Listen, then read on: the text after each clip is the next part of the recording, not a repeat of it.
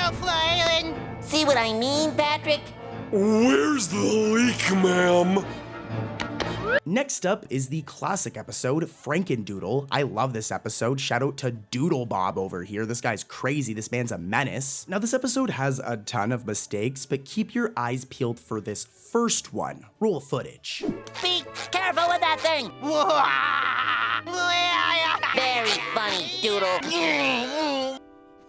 Okay, so I already know that this one is going to need some explaining. So here's the thing. When SpongeBob and Doodle Bob are in SpongeBob's living room, in the initial shot of the TV, the images next to it are just shots of barren landscapes, as you can see here. Then, in the next shot, they randomly change and are now images of Patrick, SpongeBob, and the pineapple, respectively. Then they change for a third time, and now they're just solid colors. And then, for the fourth time they change, they just go back to the images of SpongeBob, Patrick, and the pineapple. And then, guys, believe it or not, in a fifth shot, they go back to the solid colors. So this back and forth happens multiple times, and pretty much just, as you can see, these shots over here just constantly change. Really weird mistake. Let's keep it rolling, though, and head over to another episode. And it was nothing but an act. But it's not what you think. There's no room for thoughts now.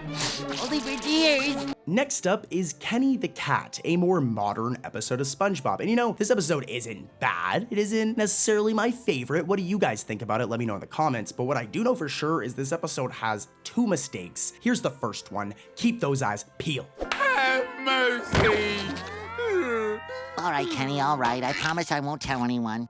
Really? Yes, really. So throughout this episode, this character right here, Kenny the Cat, as you can see, he has gray nails, okay? It's in multiple scenes. You can see right here, I'm zooming in on it. But during this one scene where Kenny says, have mercy, why are they white? His nails just randomly are white in this one scene, as you can see here, but in every other scene, they're gray. So like, what? The animators definitely got a little bit, you know, mixed up here. It's not that big of a deal, but it's still a mistake. And hey, there's more. Here's mistake number 2.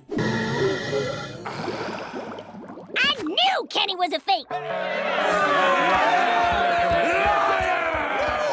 Yeah, so when everyone finds out that Kenny the Cat over here is a big old fraud, he's a big fat phony, the fish walk away and we can hear a male voice say the word liar. But the issue is that this character that actually says liar is a female character, right? Like, it's always been a female incidental character, but the voice that comes out is a male voice. Now, I mean, hey, we're very progressive here. Just considering when this episode came out, I do think that this was a mistake. It wasn't supposed to be a male voice, but what do you guys think in the comments? I don't know. Let's keep it moving and head over to another crazy episode full of crazy mistakes.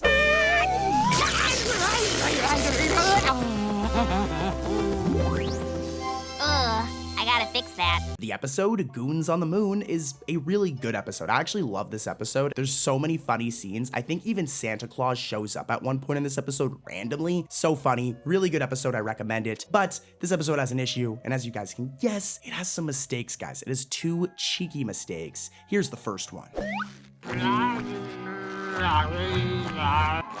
Now where am I?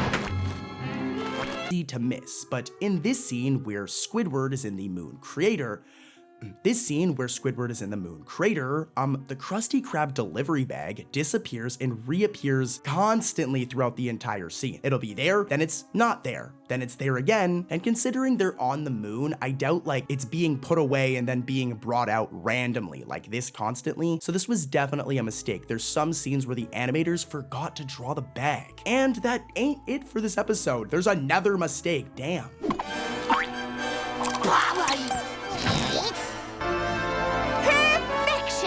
Now we just wait for a gust of wind. Now this one is really bad because I want you guys to remember that these dudes are in space, okay? They're in space, all right? So in this scene where SpongeBob is having trouble putting on a seatbelt, we can see that he's barefoot. He isn't wearing any socks or shoes or nothing. However though, when they end up making a sale of clothes, SpongeBob now randomly has socks. Where did he get the socks from? Like, Where did they come from? They're in space. This man didn't just get space socks randomly, so a bit of a mistake. I'll admit, the mistakes in this episode were kinda weak, but trust me guys, this next episode is full of wild mistakes. Next up is the episode Don't Look Now, and you know, instead of explaining the plot for this one, it's a little complicated. I'm gonna just show clips to kind of summarize it. Here, take a look, it's a pretty good one. I can't watch. Is the scary part over? Patrick, it's okay.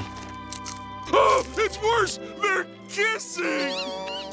Okay, it's mistake time, guys. It's mistake time. Let's see if you guys can catch mistake number 1. See that movie? Patrick! Are you okay?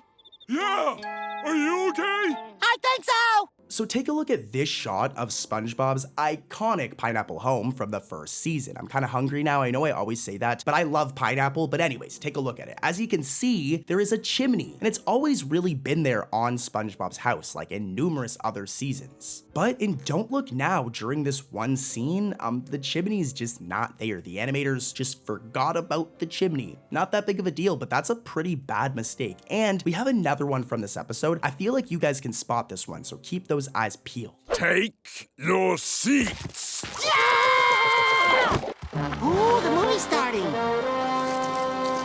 So when SpongeBob and Patrick are about to sit down in their seats for the very first time, there is one crowd of fish. And take a good look at this crowd of fish, specifically the fish in the crowd. As when SpongeBob and Patrick sit down and we get a wide shot, most of the people in the original crowd have either changed places, which isn't that big of a deal, but what the real mistake is that they're replaced. Some of them are replaced with completely different incidentals. And remember guys, this all happens in a matter of like seconds, so this was definitely a mistake. The animators at first drew the crowd like this, but then they just drew it like this for some reason. I don't know. Let's keep it rolling though, guys. Time for a somewhat spooky episode of SpongeBob. I'm talking about Seance Schmeance. This episode is pretty good, but I'll let you guys be the judge. Here are some clips from the episode. No! Sorry, SpongeBob. This is a part of the story where I run away again. Hey, what'd you think? Let me know in the comments. Let's keep it moving though and get into mistake number 1. Roll the footage. Well, that's a first for you, an unsatisfied customer. This one's pretty simple, and I'm sure some of you guys caught it. But when SpongeBob goes running to Mr. Krabs' office, there's a massive spelling mistake on the galley grub menu. So Krabby Patty is normally spelled as Krabbypatty.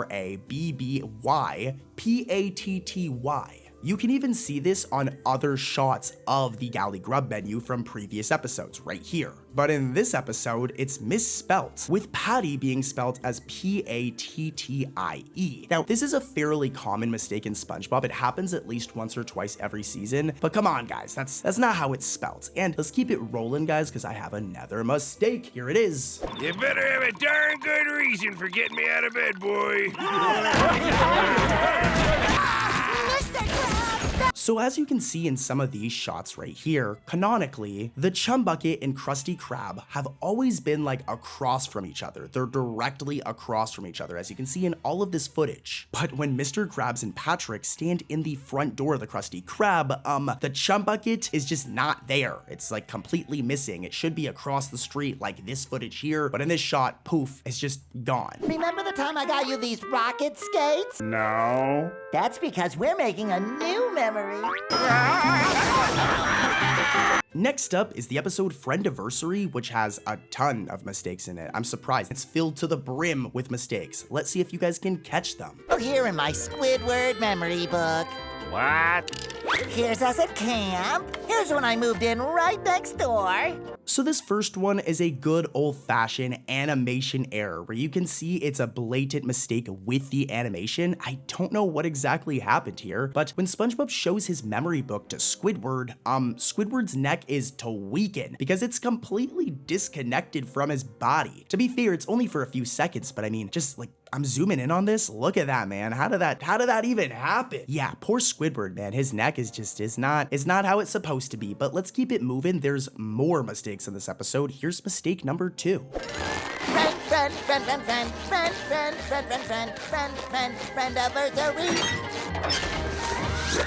So this one is really bad, and honestly, it's one of the worst mistakes I've seen in season 13. So as you can see here, this is how the interior of Squidward's house looks, okay? He has like green wallpaper on his walls and his floor is pink. We've seen it in so many episodes. Just take a look at this shot from Slimy Dancing. Well, I don't know what the animators were up to in this episode, because take a look at this shot from Friendiversary, as when SpongeBob's going into his house's interior is Squidward's house. It's funny because Squidward's door is open in this shot too, and you can literally see his interior, and it's like they just copied and pasted it to SpongeBob's. This is how SpongeBob's interior is supposed to look. You can even just see it from the Wikipedia page. But in this episode, they were feeling extremely lazy and just gave SpongeBob the wrong inside to his house. Like, I'm honestly flabbergasted about this one. I don't even use that word often, guys, flabbergasted, but your boy is flabbergasted. And believe it or not, that ain't even it. This episode has more mistakes. Here's the third one.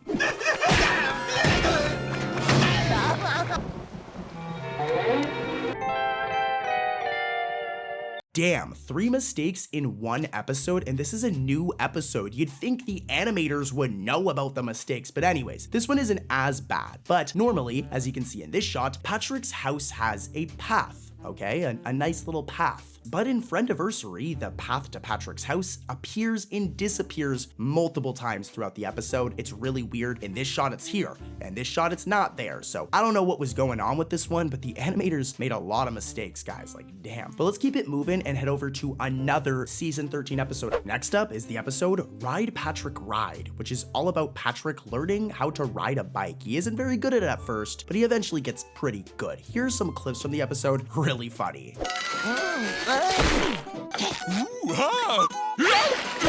You need something to help you focus. Way ahead of you. You know, of all people, I don't think SpongeBob should have been the one trying to teach Patrick how to ride anything, considering this dude can't even ride a boat. I know he can ride a bike in the episode, but SpongeBob, you're not a very good teacher. Anyways, though, let's get into the first mistake from this episode. This one is very easy to miss, and I'm very proud of myself for finding it. Roll the footage.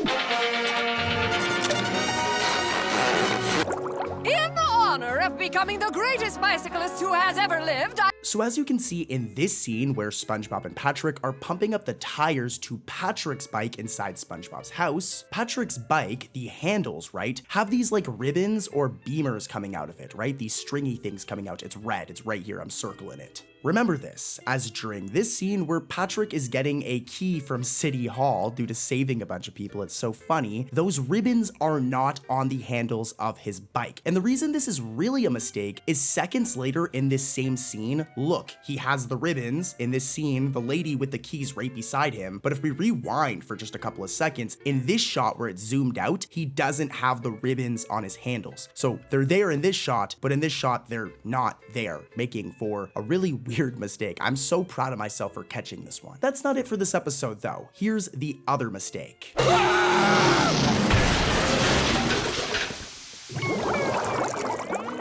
You need something to help you focus. So as you can see here, this is how Conch Street looks, right? Okay, the iconic street where SpongeBob, Patrick, and Squidward live. And right beside SpongeBob's house is Squidward's house, right? As you can see in this shot. But in this episode, Ride Patrick Ride, whenever we get this view of SpongeBob's house, where is Squidward's house? I guess you could say it's farther to the left, but I mean, just look at some of these shots of Conch Street. No, it's directly to the left of SpongeBob's. So it should be visible in this shot, but I feel like the animators were just feeling kind of lazy and it would have been a lot more work to draw it, so they just didn't draw it. But let's keep it moving and head over to another episode with some wild mistakes. Trust me guys, you'll want to stay tuned. Up next is the episode Sea Urchin and Snail Fail. And this episode is a really good one. Like, to be honest with you, all of these new season 13 episodes have been really solid. There's lots of Easter eggs, which by the way, we also did a video on that, but they're good episodes. Of course, they do have a mistake, but before that, here's some funny clips from this episode. I'm Sir Urchin. Like I said, it's a good episode, but I mean, the episode does have a mistake, guys, and the mistake's actually like really bad. It happens quickly, but let's see if you guys can spot it. It has to do with a certain starfish's shorts.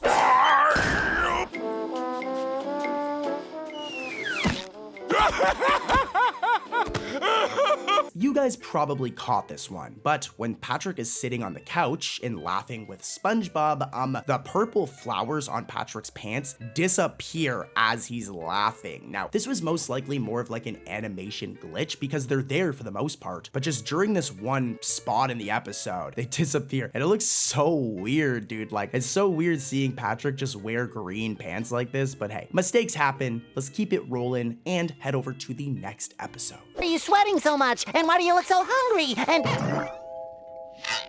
You like Krabby Patties, don't you, Squidward? Next up is one of my favorite episodes from season 3. This episode is iconic and it's Just One Bite. This episode's all about Squidward trying a Krabby Patty for the first time and lying. My boy is capping in this episode, pretending he doesn't like Krabby Patties. You, Squidward, are a liar. More importantly though, this episode has 3 mistakes, so yeah, here's the first one. Delicious! Listen, SpongeBob, how long are you prepared to keep this up? Give me that.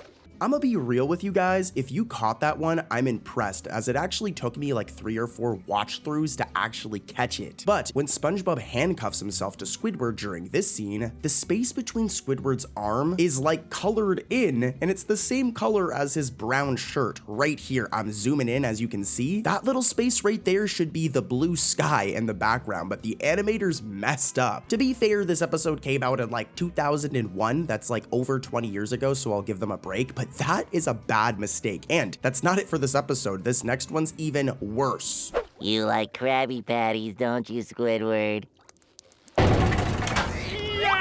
I knew it all along, Squidward! This next one happens closer to the ending of the episode when SpongeBob catches Squidward just going crazy with the Krabby Patties. As a matter of fact, I'm gonna show the mistake because it's really bad. But quickly, here are some really quick clips of Squidward just going ham on some Krabby Patties. He loves them. I love Krabby Patties!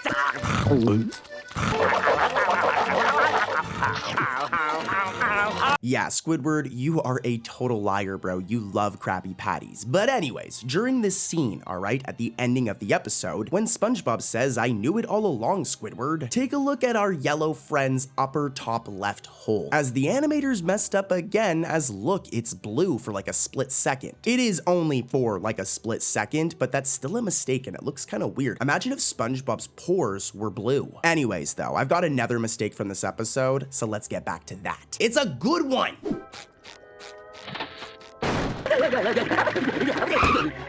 But wait, I got a sneak one. Just one. Alrighty, last mistake for Just One Bite, which makes me sad because I love this episode, but hopefully you guys caught it, as it's a little complicated, so listen closely. When SpongeBob goes inside the Krusty Krab, we can see this window on his right, and the door is on his left. Remember this, okay? The window can be seen on his right, and the door is right on his left, right there. But as the scene progresses, and Squidward is about to enter, look, now the window is on his left, and the door is on his right, which is a major continuity error. The layout of the Krusty Krab wouldn't just change randomly, and here's like a side by side. I'm splitting it right down the middle, side by side, and you can see major continuity error. Not that big of a deal, but hey, we caught it, we found it. And we're gonna find even more mistakes in today's video, even crazier ones than this one, so let's keep it moving and head over to another episode. For a minute there, I thought you were hurt. Gary, I've broken your shell. Okay, let's talk about SpongeBob Season 6. It's not the best season, but as I've said before, it also has a ton of good episodes. One of those episodes is Shell Shocked. Unfortunately, though, I have to, bear some bad news and ruin some childhoods, as this episode has 2 mistakes. Here's the first one. Let's see if you guys can spot it before I reveal the mistake, alright? Take a look. How much you got? Nothing, Mr. Krabs. I'm broke. Oh, I see. But wait, Mr. Krabs! Did you guys catch it? As this one is blatant. Like, I don't know how the art team missed this one. How they could, render and finalize this episode with this mistake in it. Cause it's bad, man. But yeah, when Mr. Krabs says, "Oh, I see," during this scene, let's take a look at his arm, as one of his red arms is not very red right now. As a matter of fact, it's transparent because the animators forgot to color in his arm. Look, older episodes get a little bit of an excuse, but this is season 6, which is still kind of old, so. But still, this shouldn't be happening, man. Like, I'm zooming in on this. That is rough. And that's not it for this episode. There's another one that's pretty bad too. Take a look at this. Greetings, Earthling. I am SpongeBob. I come from the future. This is another very blatant one. So when SpongeBob puts on the space helmet, let's watch it in slow motion. As if we look closely, SpongeBob's arms actually go through the space helmet as he's putting it on. Yeah, I'm gonna freeze right here and you can see it, like his arms are just going through it. So yeah, another rough mistake for this episode. It's a good episode, shell-shocked, but boy are the mistakes bad.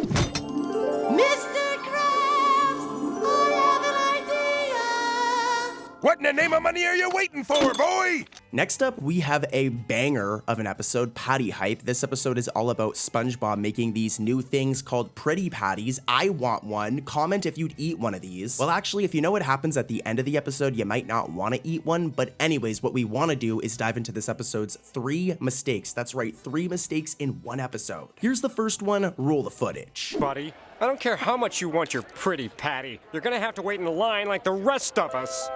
I never had a line. Yeah, this one's hilarious, okay? So in the long line here of people waiting to get a pretty patty, like pretty patties become very popular in this episode, we can see all of these incidentals, and all of them are very poorly drawn, but that's not the mistake here. If we look at this incidental in particular, incidental 63, his shirt is just entirely transparent and uncolored. Like if you look through his shirt, you can see the sand. Like look at the sand they're standing on, you can see through his shirt and see the background. So they were too lazy to even color in his shirt and they just left it transparent. Look at all the other incidentals too. They're so poorly and crudely drawn, but whatever. 2D animation's hard. This dude not having a shirt though is rough. And here's another mistake from this episode. I don't believe it. I gotta see this for myself.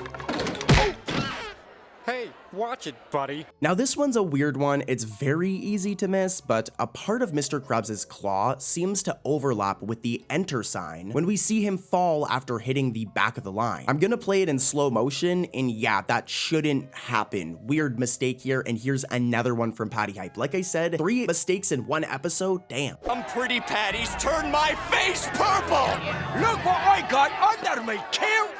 And look at our tongues! This one takes place at the ending of the episode, and like I said in the intro, you might not want to eat a pretty patty as it has some bad side effects. For example, this guy right here, this Scotsman version of Fred, because he ate a plaid pretty patty, it resulted in his legs turning plaid. But there's actually a major mistake in this scene. When we first see the Scotsman version of Fred before he pulls up his kilt, we can literally see his legs, and they're the normal color, like you can see them right here, and his legs are not plaid. But then once he pulls up his kilt, they just change to being plaid, which is a major mistake here. His legs should have been plaid the entire time, not only when he pulls up the kilt. Like, what? Crazy mistake. Let's keep it moving though, guys. The mistakes coming up are going to blow your mind, so stay tuned. Let's head over to another episode. Next up, we have a pretty overrated episode in my opinion. The episode is A Life in a Day, and this episode is all about Patrick becoming like infatuated with how much of a daredevil Larry is. Larry's always doing stuff like this.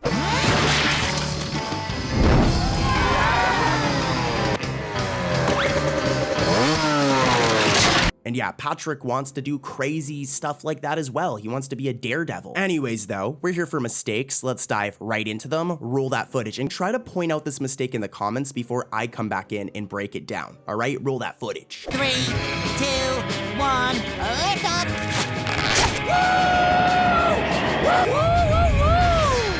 Did you guys catch it? This one's very, very interesting. It happens at the ending of the episode. So what happens is SpongeBob and Patrick go to do this stunt where they're gonna get launched off of this huge arrow. And when we see them on the arrow, at first, SpongeBob is wearing his iconic beach suit. He's not wearing his square pants. Remember this, he's wearing his beach suit. However, later when an upper view close-up is shown of Patrick scared and SpongeBob screaming woo, SpongeBob was having a blast. SpongeBob's regular clothes, like his square pants, are briefly seen screen on him instead. But then in the next shot, when the arrow is fully shown again, SpongeBob is back to wearing his beach suit. So some major continuity errors here. First he's in his beach suit, then for a couple of seconds he's in his regular outfit, and then he goes right back to his beach suit, and I highly doubt our square boy over here changed his outfit in the middle of a scene. This was a mistake, and guys, we've got more mistakes like this. Let's head over to another episode. Real quick though, just saying, make sure to subscribe as I respond to the comments of all subscribers. So if you click subscribe right now and leave a comment, I'll respond for sure within the next like 2 days. So do it. Let's talk. For now though, let's get back to mistakes, baby. Let's keep it going. You're right, Patrick. Have I ever not been right?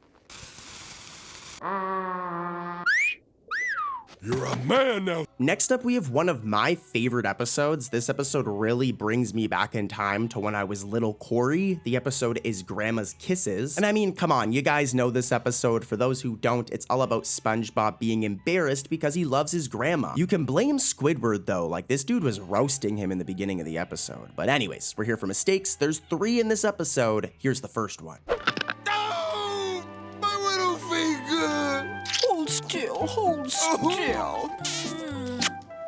So this one's subtle, but it's still a pretty bad mistake. But when the scene zooms out after Patrick bites his finger in the clips you guys just saw, if we look at the very bottom of the screen or the bottom of the frame, Patrick's body cuts off. And boy oh boy does it look really awkward. You can see his body's supposed to go all the way down and cover the entire frame, but there was a little mistake here. Not that big of a deal, but at the same time, like, Patrick, you're missing your whole bottom half, buddy. I hope you're okay. Here's a much worse mistake though, guys. And here's a hint. I'm showing a PNG of him. Pay attention to this character right here, Incidental 31. Brother. No! Especially if you're a big baby!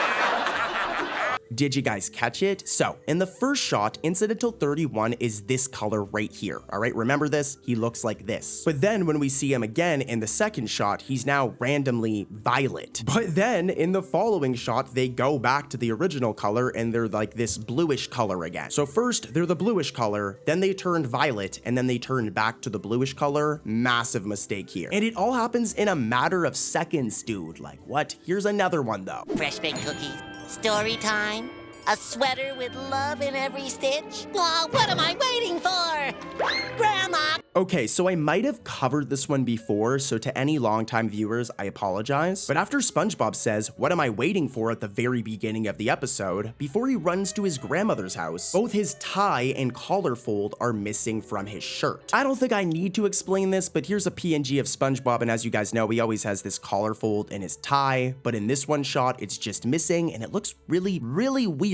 Not as weird as the mistakes in this next episode, though. Let's keep it rolling. The Season 6 episode, Krabby Road, is one of the best episodes from Season 6. That season is rough, dude. It has some really bad moments, but Krabby Road is pretty good. Here are some really funny moments from the episode. We'll get into the mistakes right after. You didn't notice my new hairdo.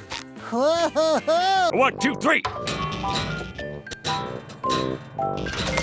Dude, the idea of SpongeBob, Plankton, and just everybody starting a band is hilarious, and some of their outfits is just so funny. Look at Plankton, he looks like a classic rocker. Anyways, though, it's mistake time, baby. Let's get into these mistakes. Big dream body.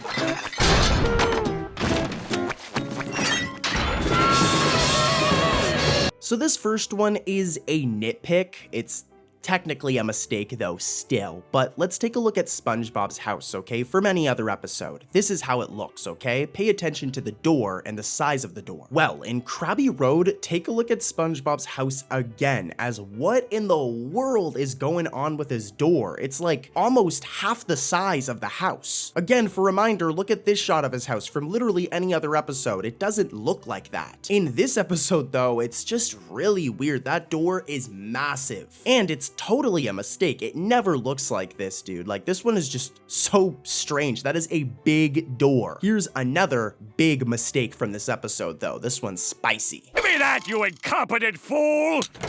Yes, the Krabby Patty formula is mine! We'll have a great time! I have no idea how I caught this mistake, but listen closely. So when Plankton unlocks the door to the Krusty Krab, take a look at the key. That key is horizontal, as you can see right here, all right? It's horizontal. But as the scene progresses and we see the key again, now it's vertical. At first it was horizontal, now it's vertical, which is an understandable continuity error, but it's still a weird one. Lots of weird mistakes in this episode, huh? Like, they're not the normal types of mistakes we normally cover. These ones are just weird, like the door being huge. SpongeBob, you gotta try this! Squidward Tentacles is quite the egomaniac. I don't blame him. He has to deal with a lot of nonsense, which kind of makes him want attention from other people and acknowledgement from other people for being good at things, I guess, even though he's really bad at clarinet, low-key. So just imagine how this guy would act if he had his own show. Well, this is exactly what happens in the episode Tentacle Vision, an episode with a ton of mistakes. So here's the first one. Roll that clip.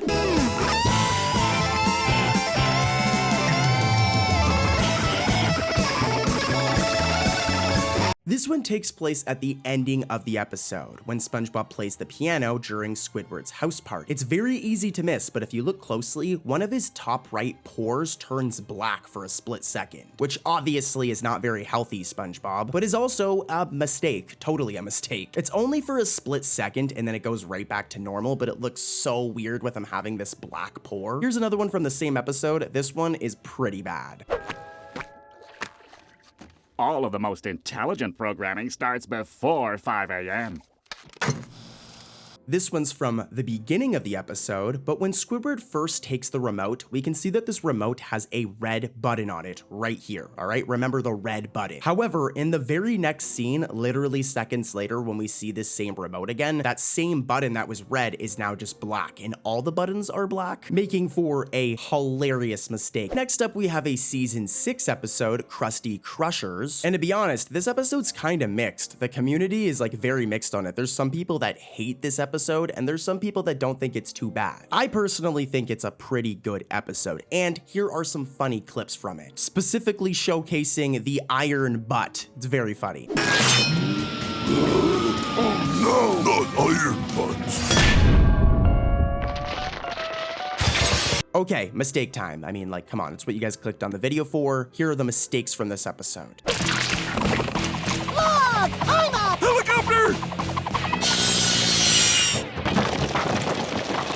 Okay, so this one's actually very similar to a mistake we already kind of covered today, but during these scenes where they're in the ring, SpongeBob and Patrick are wearing like their wrestling outfits, all right? Remember this, SpongeBob in particular is who we really need to pay attention to because he's wearing his wrestling uniform. But then seconds later, when we see Patrick and SpongeBob spinning in the air and they're about to get shredded into pieces, ouch, SpongeBob is randomly wearing his regular clothes despite being in his wrestling uniform. And then once this part ends, he's right back into his wrestling uniform. So he's in his wrestling uniform, then they forgot and drew him in his regular outfit for like a couple of seconds, and then he went right back to his wrestling uniform. Sounds familiar, right? Very similar to that last one we covered, and it's bad. This shouldn't be happening. It's a continuity error. And believe it or not, I've got another one from Krusty Crushers. Roll that footage, please.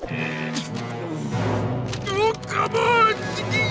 Oh, I got a paper cut! Oh. Patrick, are you okay? I'll admit, I'm kind of nitpicking on this one, but it's still technically a mistake. But at one point in this episode, as you guys saw, Patrick gets a paper cut. Poor Patrick. Now, when he cuts his finger, let's take a look. Which arm does he cut, all right? Which arm does he cut, guys? This one right here, his right arm. Here's the problem, though. When Patrick goes to, like, suck on the cut or, like, soothe it, he sucks on his left hand. But why would he be doing it to his left hand when we literally seen him cut his right hand? Like, this one's ridiculous. I don't know how the animator made a mistake here. I don't know why he's putting his left hand in his mouth. It's his right. Then again, Patrick isn't the sharpest tool in the shed, if you know what I'm saying, so I don't know. Why are we hanging around watching a cheap imitation? Let's get over there! Next up, we have a very underrated Season 2 episode, The Smoking Peanut, and let's just get right into the mistakes. Here's the first one.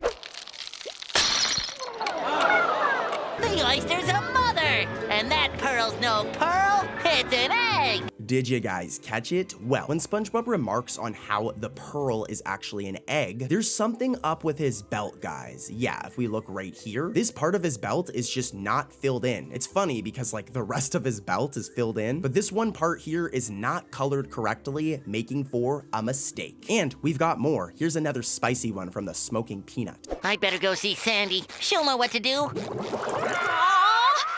can't stand it anymore. That poor critter. Okay, so while SpongeBob is running to Sandy's tree dome saying, "I'll ask Sandy, she'll know what to do," we can see a bubble transition start. And if we pause at the right frame, look, we can see this blue card from Rough Draft Korea. And you know, I've explained this before, so I'm not gonna go too crazy right here, but to those that are new to the channel, here's some context. Back in the day, SpongeBob was animated by Rough Draft Korea. A lot of people think it was animated in America with Nickelodeon, but the show was actually animated overseas in South Korea. And this is a common mistake that will happen sometimes between the bubble transitions, where this blue card saying Rough Draft Korea can be seen, and this should not be here. This is a mistake, and it's a bad one. Like I said, though, it's pretty common, so I'm sorry, guys. I know you guys have heard about this type of mistake many times. So let's head over to another episode and talk about a very spicy mistake that you haven't seen before. Let's do it. Opted, he'll have to be locked up, like Butcher.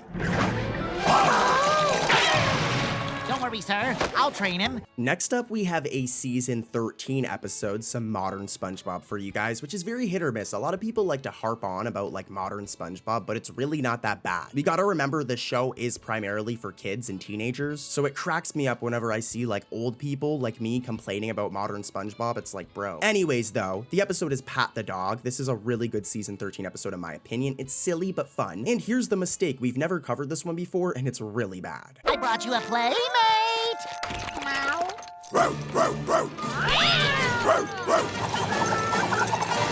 Okay, like I said, this one is really bad. So in the clip you guys just seen, we see Gary come in with the plate and he has his snail food in a cup. And what's really important here is if we pause and we look in the background, we can see the doors open a little bit right here, and we can see the wallpaper in the room he was coming from. It's like green with like bluish dots. It's this pattern right here. But then after Gary sees Patrick and begins to tweak out, look at the room that he came from now. Look at the wallpaper. It is entirely different. And this all happened in a matter of seconds.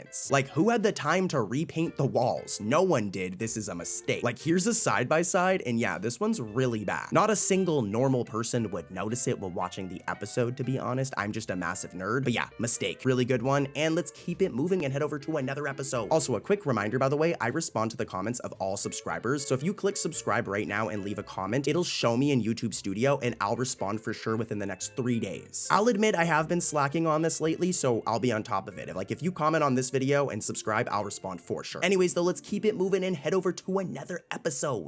It was silly to think I could be in 3 places at once. So just step into the Proto Generator 2000.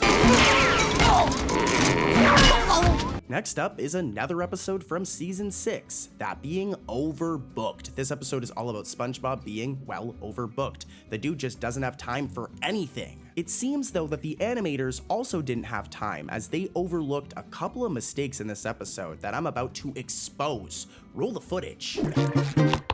Happy birthday! No! You finally made it!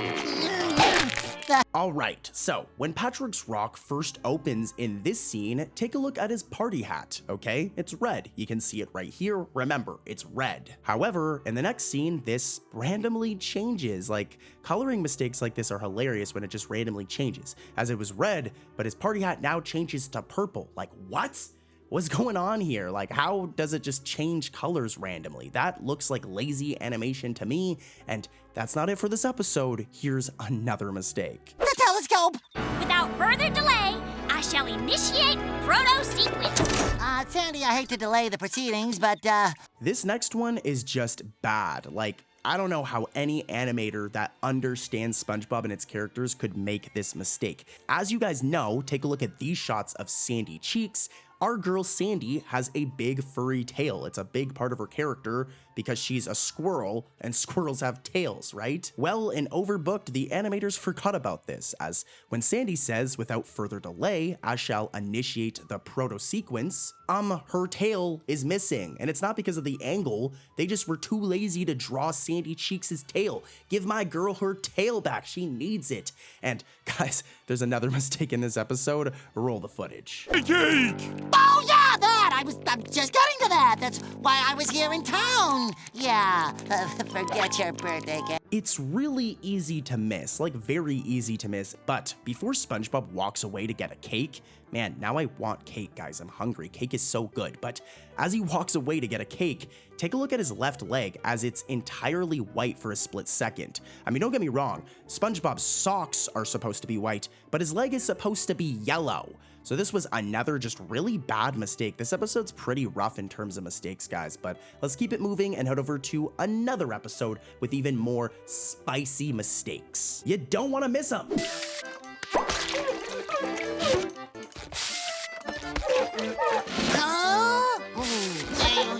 Next up is the season 11 episode Bottle Burglars, and let's dive right into it. Here's the first mistake from this episode. Wearing. I'm a cat burglar. Okay, I'll change. This one is like really bad. This is a rough mistake and I have no idea how the animators missed it. But when SpongeBob takes off the cat burglar suit, take a look at Squidward's nose. As for some reason, it's behind his mouth for a single frame. Like what? How did this happen? Look at how weird that looks. Hey, it's only for one frame, but Squidward, I hope you're okay, buddy. Your nose is not supposed to look like that. Anyways though, here's another mistake. Take a look at this.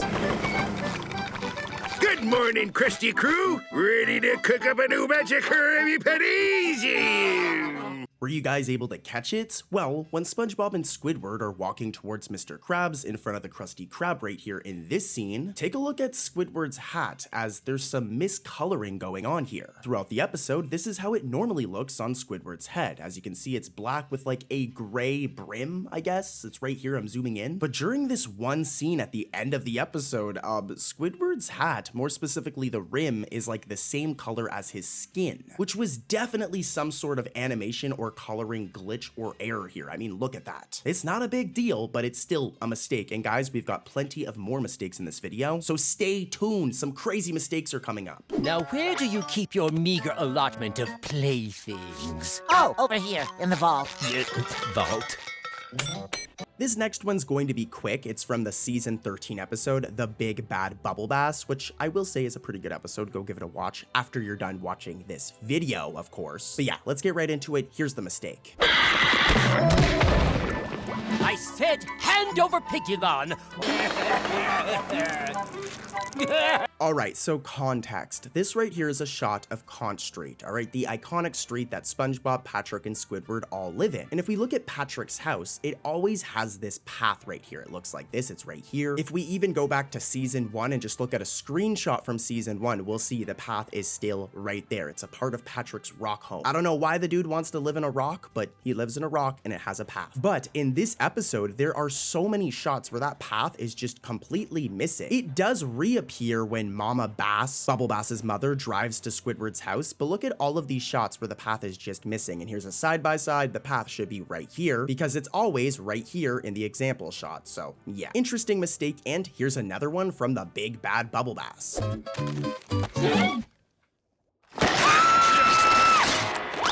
Not Pigulon's precious packaging! Alright, this one's weird, but when Bubble Bass screams as Patrick rips open the Pulgin package, it's Pigulin, it's like the figure. It's one of the figures he collects because Bubble Bass collects figures. But anyways, when Patrick opens it, if you look closely, the ground near Bubble Bass's feet actually overlaps with Patrick's arm, which makes no sense. Like, look at this, it looks so weird. Just hook a chain to it, pop it in your mouth, and then when your sponge friend wants it back, just yank it out. Next up, we have the episode, The Donut of Shame. Another underrated episode. This episode is also way shorter than any other episode, with it only being like 7 minutes long. Nonetheless, it ain't a bad episode, but let's get right into the mistakes. It's what we're here for. Hey, Patrick! Donut! You monster! All right, did you guys catch it? There's one mistake, and this one's pretty blatant. Like, I'm sure you guys caught it. But when Patrick is imagining SpongeBob walking and stepping on the donut hidden under the rug, which was a terrible idea to begin with, SpongeBob's nose for about a split second just turns white. It's so random. It goes back to normal, but for this 1 second, it looks like SpongeBob was hanging out with Larry the Lobster earlier. Like, it looks like Larry the Lobster put all the sunscreen on his face, like back in that episode, I think it's from season 1 or 2, where he puts sunscreen on SpongeBob. But anyways, mistake.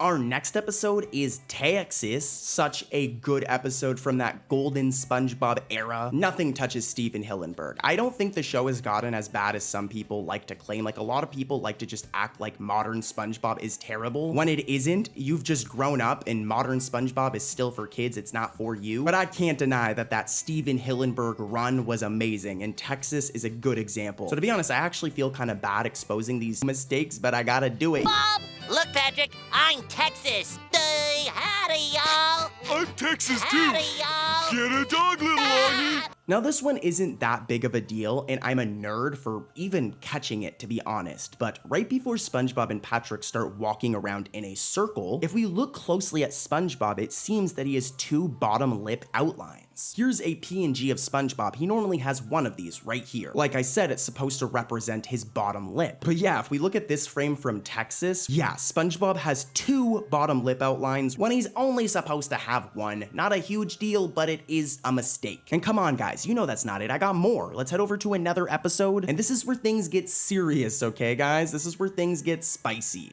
I've been training my whole life for the day I could join the Krusty Crew. And now I'm ready.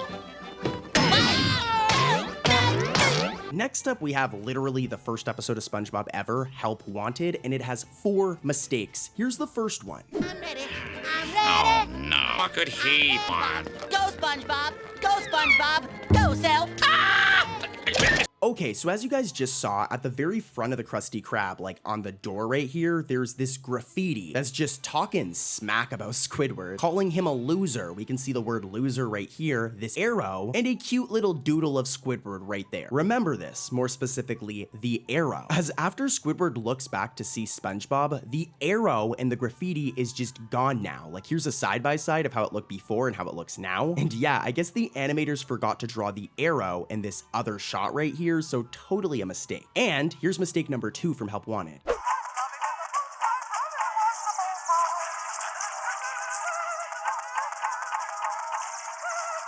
All right, so let's take a look at SpongeBob's iconic design, his square pants. As you can see, he has the brown part with the belt, and then there's the white part up top here with a white collar. But here's the issue. In the final shot of SpongeBob making Krabby Patties for the anchovies, I'm hungry now, by the way. Like, look at how many Krabby Patties he makes. But yeah, in this shot, if you look closely, SpongeBob's collar turns red randomly, when, like I said, it's supposed to be white. So a little bit of a coloring error here. I don't know why it happened, but it's there. You know what's also there? This other mistake right here. Roll the footage. The Krusty Krab, home of the Krabby Patty. SpongeBob. What could he possibly want? Okay, so this is a bit of a nitpick, especially considering Help Wanted was like literally the first ever episode ever. But normally when we look at the Krusty Krab, all right, outside of the Krusty Krab, there's this giant clam sign, but there's also this yellow enter sign right here. Now, here's the issue, all right? Normally it's right beside the restaurant in this position. Here's a shot from another episode. It's normally right here. But randomly in this episode, I don't know why, probably because it was the first one and they didn't decide where it would be yet, but it's randomly on the road over here. Like I said, kind of a nitpick, but it is still technically a mistake. But again, it's the first episode. So, all right, one more episode from Help Wanted, and then we're gonna head over to another episode, guys. Lots of mistakes coming. All right, Mr. Krab. All right. All right, Mr. Krab. I'll be in my quarters, counting out the booty. Alrighty, so here's the deal, guys. If one of you got hired at the Krusty Krab right now, you'd have to wear your Krusty Krab uniform, which is just this hat right here. It's pretty fresh, and it has like an anchor on it, okay? Remember this. As when Squidward says, Mr. Krabs, that anchor illustration that's normally on his Krusty Krab hat disappears for a split second. Like, I'm zooming in and it's gone, but don't worry, it comes right back afterwards. But for that split second, it's just not there. Probably some sort of animation glitch, especially if it returns. But hey, it's still a mistake. mistake, and guys, we've got more. Let's head over to our next episode. Every night I tuck me wallet in and tell it a bedtime story. Good night, Wallety. Yeah, okay. This next episode is a banger. It heavily focuses on Mr. Krabs' past. It's called Shell of a Man. It's got 2 spicy mistakes. Let's dive right in. Here's the first one, and try to comment the mistake before I come back in and break it down, all right? Let's do this. Ever sailed a briny deep? There's old Iron Eye. Wouldn't shop me, Torpedo Belly, and Lockjaw Jones. Yeah, it's really funny, and I'm surprised they made this mistake, but when SpongeBob points to the picture of Mr. Krabs' Navy friends, this picture right here, the picture is in black and white, okay? However, in the close-up of the exact same picture, it's now shown to have a color. When here's a side-by-side, literally like 2 seconds before, the exact same picture is in black and white. So a really funny mistake here. And there's more. Here's mistake number 2. Why'd you dig up your Navy chest, sir? Is somebody there? Okay, listen closely, guys, because this one's kind of complicated. I'm like a major nerd for even catching it. But inside Mr. Krabs' office, he has these flags right here, okay? Now in Shell of a Man, when SpongeBob first stumbles into the office, we can see all of them, and they go in this order. Blue and white with a triangle, this one right here, this yellow one with a black dot, this red one with like a Swiss symbol on it, this blue one with a white X, and then 2 more blue and white triangle ones. Remember this order, okay, and the color of them. As like a minute later, when SpongeBob returns to Mr. Krabs' office and Mr. Krabs is like naked without his shell, not only has the order of the flags, but also the color of them and the types of flags has just changed entirely. Here's a side-by-side of how it looked before and how it looks now. And yeah, a major continuity error here. It is a cartoon, to be fair, but let's keep it moving, guys. I've got plenty of mistakes coming up that you do not want to miss. Eat it when I give it to you. Which is right now.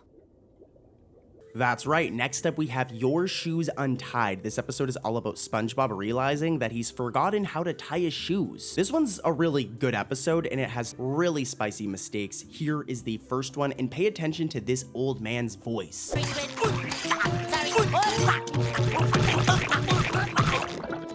What's the holdup?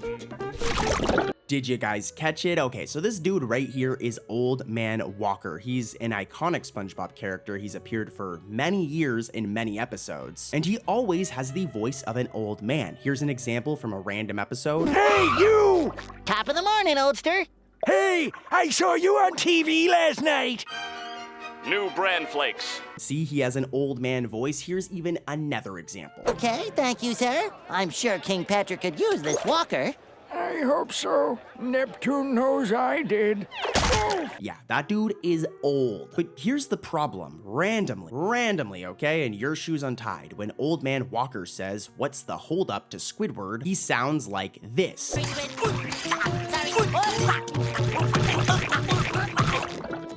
What's the holdup? Yeah, why does he have like a young man's voice, especially when he normally has an old man's voice in every other episode? Dude just changed his voice for this one episode and made him sound younger too? Yeah, totally a mistake. And here's mistake number 2 from Your Shoes Untied. Try to comment it before I come back in. Oh yeah, we are definitely out of here. Yes! This is another one that's just like really funny. So yeah, when the customers start to leave the Krusty Krab in the clips you guys just saw, Incidental 67, this guy right here, I'm showing a PNG of him, this is Incidental 67. When everyone's leaving, he wears a pair of pants that are like similar to SpongeBob's, I guess. That doesn't really matter, but just remember that he's wearing pants here. However though, when the customers are actually leaving, if we look at this exact same fish, Incidental 67, his pants have just magically disappeared. So dude, in the middle of a fast food restaurant, this would be like if you went to McDonald's and you just took your pants off in the middle of McDonald's randomly. Man's really trying to get an extra chicken nugget for sure. Put the money in the bag! Put it in! You're facing the wrong way, sir. Mrs. Puff likes to act like she's the perfect driver, but imagine if she went to jail. Well, that's exactly what happens in the episode Doing Time, where Mrs. Puff goes to jail. She actually sends herself to jail on purpose, though, which is hilarious, just so she doesn't have to deal with SpongeBob. Crazy. But you guys know it's good. We're here for mistakes. There's 3 in this episode, so here's the first one. But I don't belong here. It's all... Mrs. Puff up here. Guard! Alright, this first one's pretty simple, so I'm gonna make it quick, but when Mrs. Puff's jail cell is first shown, when we see it for the first time, we can see that there's this bed right here. Remember how it looks? It's a single bed for one person. However, later on in the episode, this will randomly change, and it's now a bunk bed. So yeah, totally a mistake here. Maybe they changed Mrs. Puff's cell though, I guess that's possible, but I do think this is a mistake. Just like I think this next one is a mistake, and this one's actually really bad.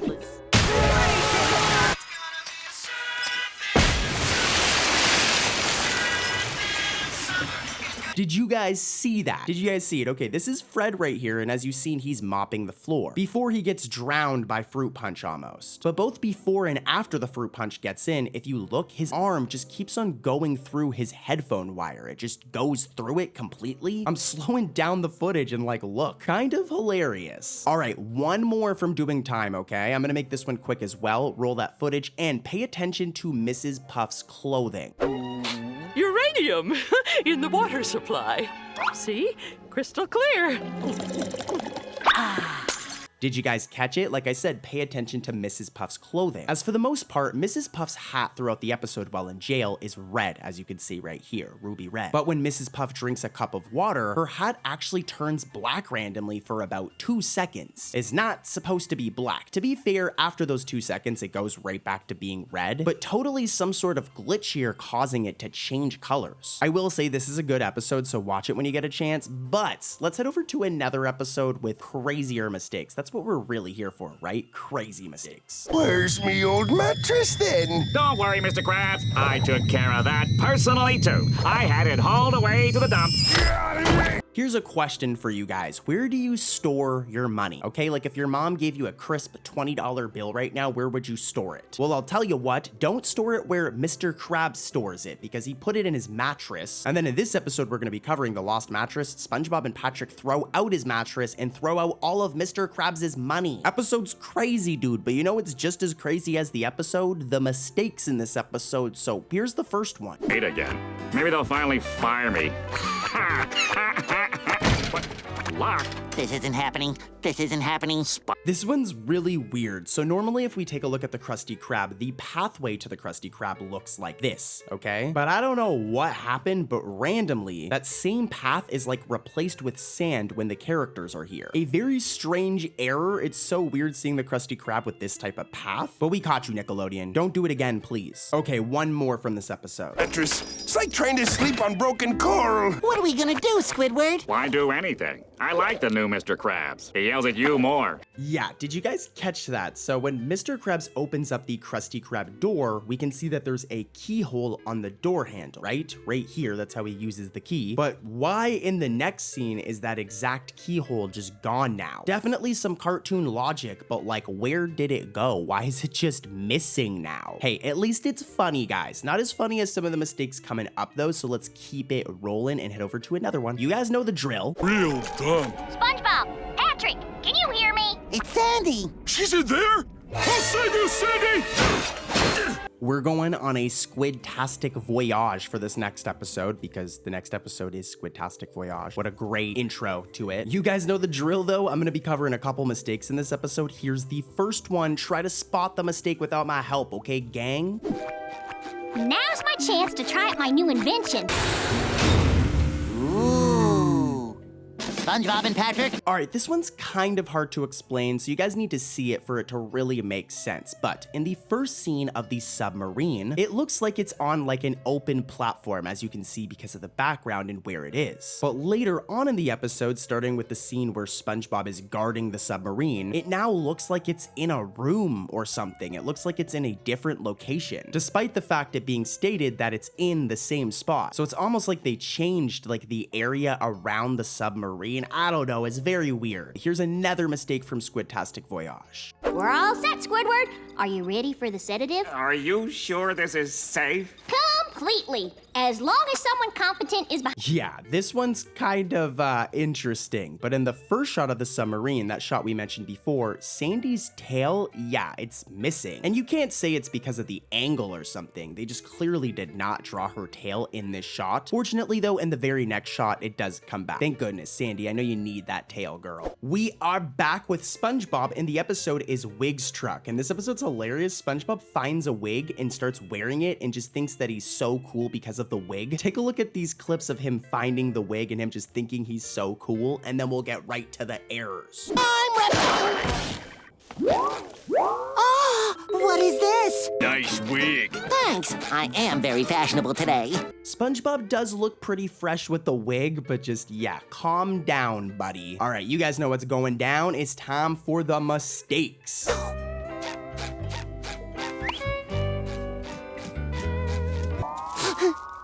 I'll never accessorize again. Yeah, I said mistakes, but it's actually only one, and it's really bad. It's kind of similar to one we've covered today, but in the scene where SpongeBob and Sandy are walking in the fields, one can see that as they walk up towards the cliff, Sandy's tail isn't present anymore. And it actually disappears for the rest of the episode. So for the first half, she has a tail, as you can see here, but then in the entire second half or portion of the episode, her tail's just gone. The animator was just like, never mind, I'm not drawing this tail anymore. It makes it like way harder to animate or something. I don't know, but a weird choice. You know, it's also a weird choice, the mistakes in this next episode. Let's head over there. Next up, we have the episode all about SpongeBob falling in love with a Krabby Patty. Yeah, To Love a Patty's the episode, and we're gonna dive right into the errors after some of these clips of SpongeBob just being a weirdo about this Krabby Patty. Look at how much he falls in love with this burger.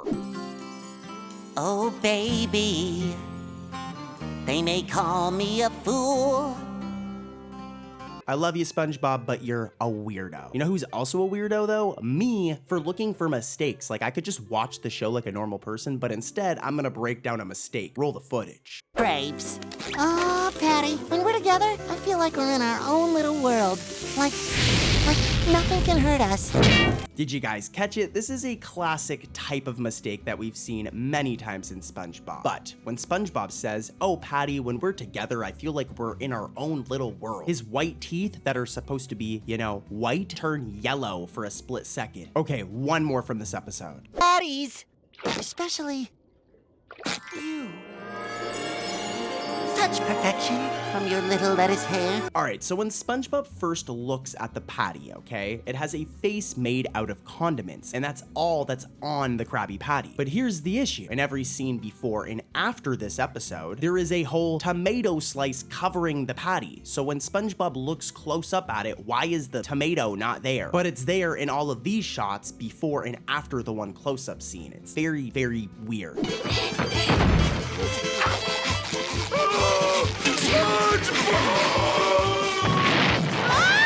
As you guys just saw from those clips, our next episode is Texas, where Sandy's from. This is an iconic episode from the early days of SpongeBob. And you know what? Let's just get right into it. I know what you guys want. Here is the mistake. Here's a little hint though. It has to do with the Krusty Krab, okay? So pay attention to that. Time for this tumbleweed to tumble on home.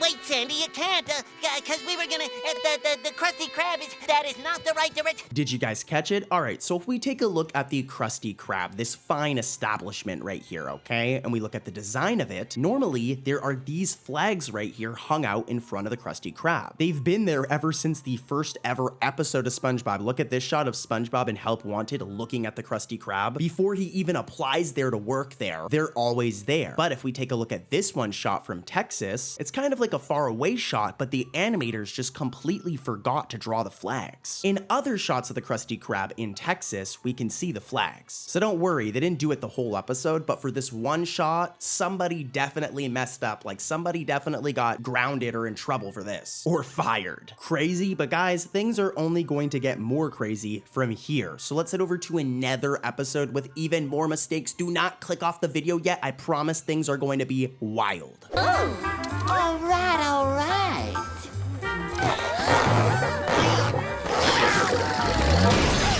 We're We're heading over to season 10 for this episode, which is an interesting era from SpongeBob. The episodes here are still really good because Steven Hillenburg returned back to the series. He's the original creator of SpongeBob. He left after season 4 for a little bit and then came back in season 9 or 10, which is why there's so much Easter eggs in these seasons and why these episodes are so good. Why I'm giving you a history lesson, I don't know. So let's get right into the mistakes. The episode is Burst Your Bubble and Roll the Footage. Here's a little hint, pay close attention to the buildings in the background. I sure do, Plankton.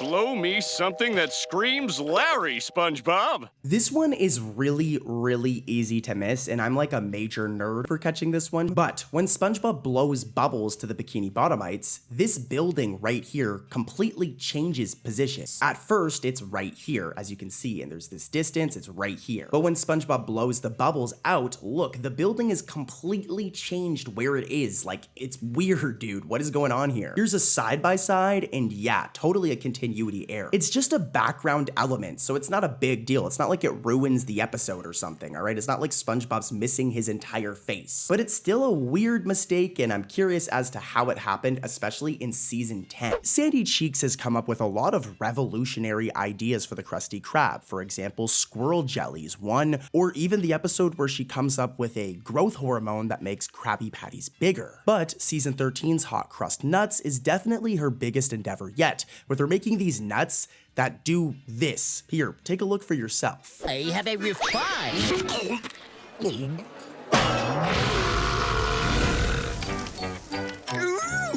Now this episode has 2 mistakes in total. Here's the first one, it's very easy to miss, and it has to do with the chum bucket.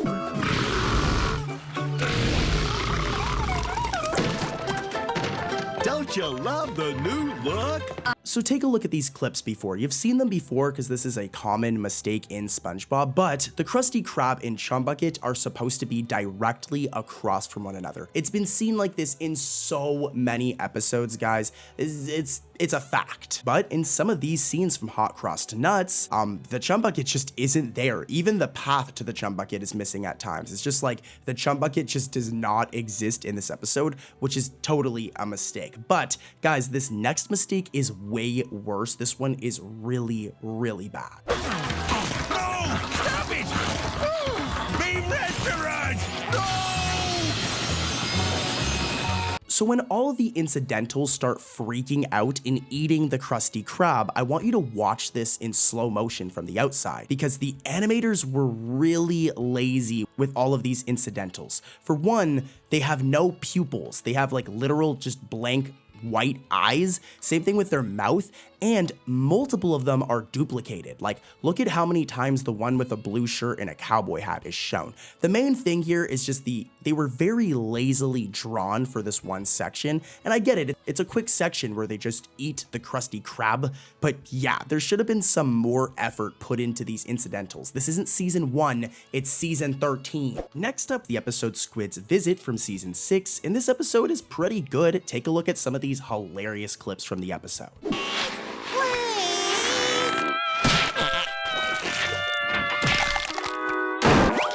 Okay, Squidward. Okay, let's get into the mistakes. It's why you guys clicked on the video. Here's the first one. Keep those eyes peeled, guys. Really pay close attention. Well, you said you wouldn't leave the comfort of your home, so I brought the comfort here. Isn't it great? No, it isn't! Like I said, this one you really need to pay close attention for. But when SpongeBob first enters Squidward's house, there's a portrait of another squid on the wall, right here that you can see, but with an orange face and a blue shirt. I don't know who this guy is, let me know in the comments who you think he could be, but as you can see, it's right here, it's on Squidward's wall. However, when the camera pans in front of Squidward's face and he says, no it isn't, the painting has magically changed to a completely different painting and now has a green face and a white shirt. At first, the painting looked like this. I'm gonna zoom in on it, take a look, and then it just magically changes to this. So I don't know what happened here. It's the exact same painting, just the art changed. So I think the animators slipped up. They drew it this way, then drew it this way. I don't know. Mistakes happen, but that's not it. I have one more from this episode. Keep those eyes peeled. The invitation. But I must respectfully tell you, I will never visit you. Never! This one happens really fast, but when Squidward shouts "ever" in SpongeBob's face, one side of SpongeBob's white shirt turns transparent for a very brief moment. Here, let me zoom in and you can really see it. That side of his pants right there should be white, but as you can see, it's see-through and it's the same color as the sky. So I guess the animators made a little goof when it came to coloring SpongeBob in there, but hey, mistakes happen. If things don't seem right, come back. Thanks, Doc. SpongeBob, you can't beat me!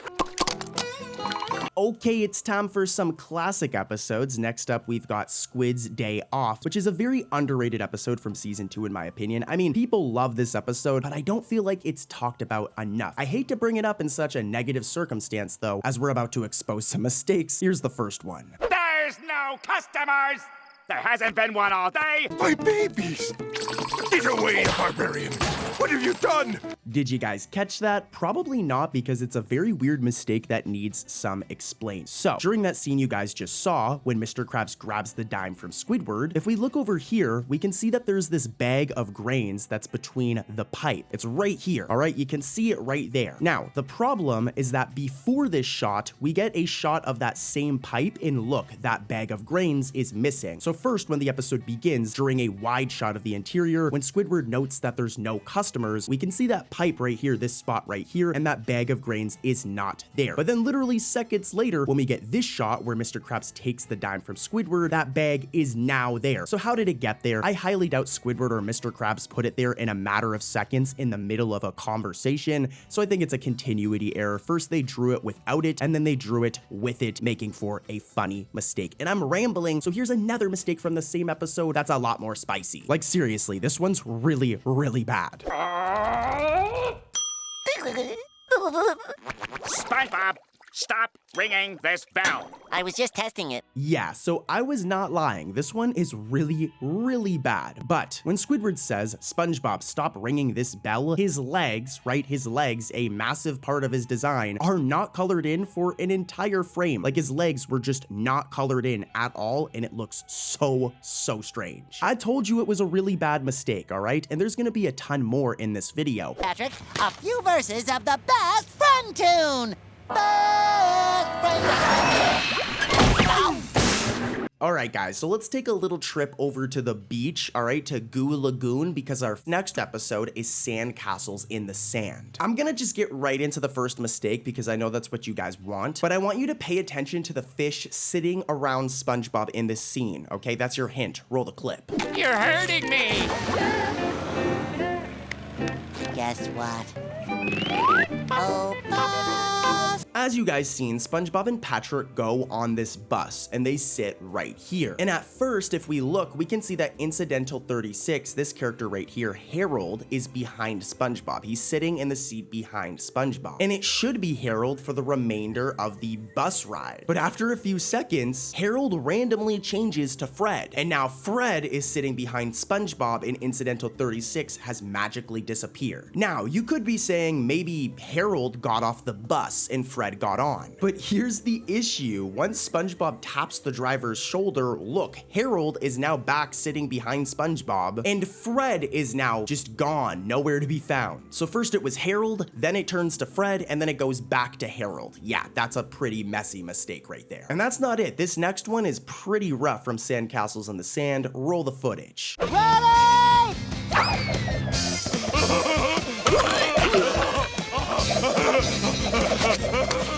Now, I will say, to be fair, these characters are background, like, elements, so it is understandable that they were kind of crudely drawn, but still, if you look closely when SpongeBob and Patrick play Frisbee, a lot of the fish in the background are just drawn without pupils at all. For example, this guy right here, where based on how he's standing, you should be able to see his pupils, but they're just empty. Dude looks kind of creepy. Here's another example right here, or even look at this dude. It looks like he's missing his face entirely. So yeah, some more mistakes for you right there. And I've got more coming up. So let's head over to our next episode, guys. This one's gonna be fun.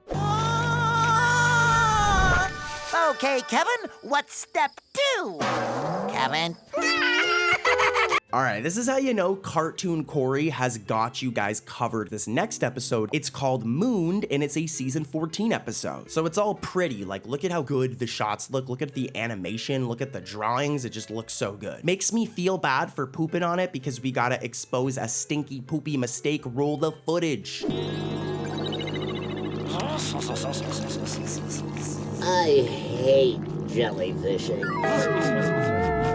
All right, now I'm gonna make it quick, but at the ending of this episode, Mooned, as you guys just seen in the clips, it takes place in space, okay? So SpongeBob and the gang, they're not underwater in Bikini Bottom. They're nowhere near Bikini Atoll. They flew out of Earth and are in space. However, though, if you look at this one shot, the background is shown to be underwater sky, which is an error because, as I mentioned, the characters are in space and they've left Bikini Bottom. You can tell the animators made a mistake with the backgrounds. They were supposed to put this space background, but because the show primarily takes place in Bikini Bottom underwater, you can tell they mistakenly put this underwater sky background. All right, I'm gonna be quiet about this one. Let's head over to another episode, guys, and these mistakes are really, really, really bad. You know I'd love to dance with you, sweetie, but we've tried this before. Yeah, oh yes.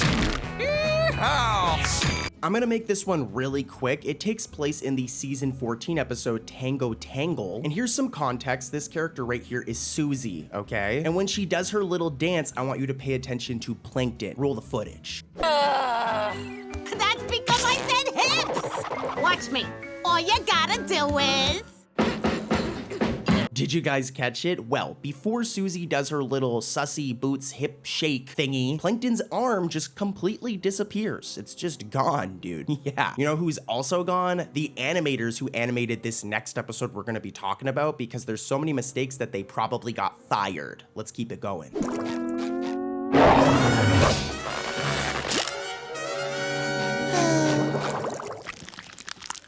Here's a question for you guys. Who is your favorite SpongeBob villain? Put it in the comments below. Do it right now. Do it, do it, do it, do it. Mine is the Flying Dutchman, which I'm gonna get into the mistakes. But anyways, we're gonna be talking about the episode Ghost Toast, which has 3 really bad errors. Here's the first one. I'm gonna make it quick because I mentioned it during the intro. Roll the footage. Watch now. What in barnacles is it? A journey into self-awareness. Yeah, like I said, I'm gonna make this one quick because I kind of already showed you guys it, but as you guys know, SpongeBob's tie is normally red, but when SpongeBob is going to start the journey into self-awareness video, look, his tie was colored the same as his skin. When in the world has dude ever had a yellow tie? This is 100% a mistake. And here's another one from Ghost Toast that I know you've never seen before. Oh no! No, no, no, no, no! Everyone, get out!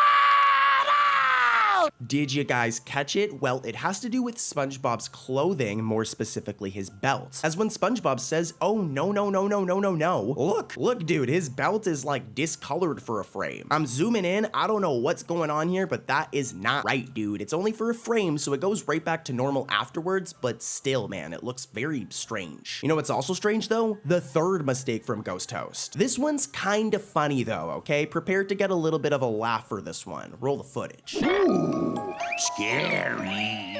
No! I'm stuck here while my ship is being repaired. Till then. Yeah, okay, so when we first see the Flying Dutchman, all right, when he raids Squidward's house, we can see that he has 5 fingers in this shot, okay? 1, 2, 3, 4, 5. But here's the issue. In multiple other shots from this exact same episode, like for example, when he's at SpongeBob's house, look, dude only has 4 fingers. Here's a side-by-side. I don't know if he cut one of his fingers off. What I think happened here is that the animators messed up, drew him with 5 fingers, and then also drew him with 4 fingers, making for a cheeky little continuity mistake, guys. It's a funny one. How'd the card game go last night, Mr. Krabs? I lost. How much money did you lose? I lost you! Next up, we have a very classic episode. This episode goes way back to like the early 2000s. It's Welcome to the Chum Bucket. And in this episode, SpongeBob is forced to work at the Chum Bucket with Plankton instead of the Krusty Krab, which I'm sure from me describing that already shows you this is a really good episode. So go give the episode a watch, but after you're done watching this video. Anyways, here's the first mistake, and here's a hint, it's an audio error. I'll definitely need to explain this one, but roll the footage and let's see if you guys can catch it. Need to make some Krabby Patties? Well... You ready ready to make some patties?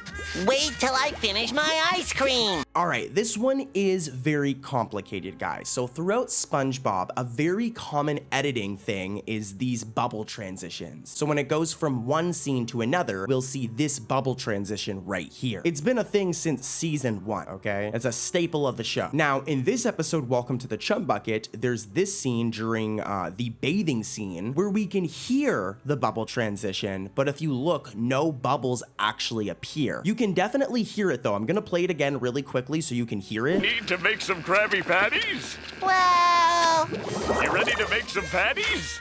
wait till I finish my ice cream. Yeah, like you heard the bubble transition sound effect, but you can tell the animators or editors forgot to put the actual bubble animation effect in the video or in the episode, which is kind of hilarious. I've got lots of funny mistakes coming up though, guys. Let's head over to even another episode. I've got so many mistakes, guys. Don't click off yet. And another random mistake segment is coming soon.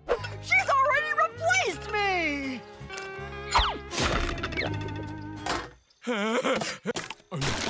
Next up, we have the episode A Tale of Two Roxys. And this is another one where Cartoon Corey's got you. I'll make it quick though too, because I know some people just really hate Camp Coral. I do not think it's that bad, honestly. Like some of you guys need to just give it a chance. Plus it's a kid show, it's not that serious. If you're a grown man complaining about Camp Coral, then you need to go outside and touch grass. Seriously, it's a kid show. Anyways though, roll the footage. Here's a hint, it has to do with Pearl. Huh?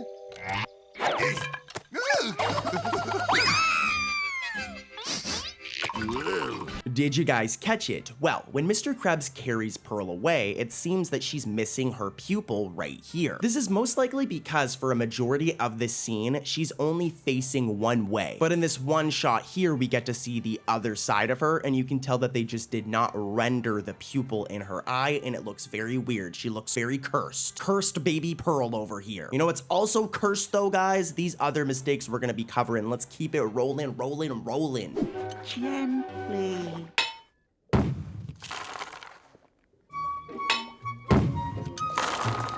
Next up, guys, we have Artist Unknown, and I'm stoked because you guys know I love old SpongeBob episodes like this. In this episode, we were introduced to the art collector, Squidward's like major rival. We're gonna get right into the spicy mistakes. I've got 2. How about this one?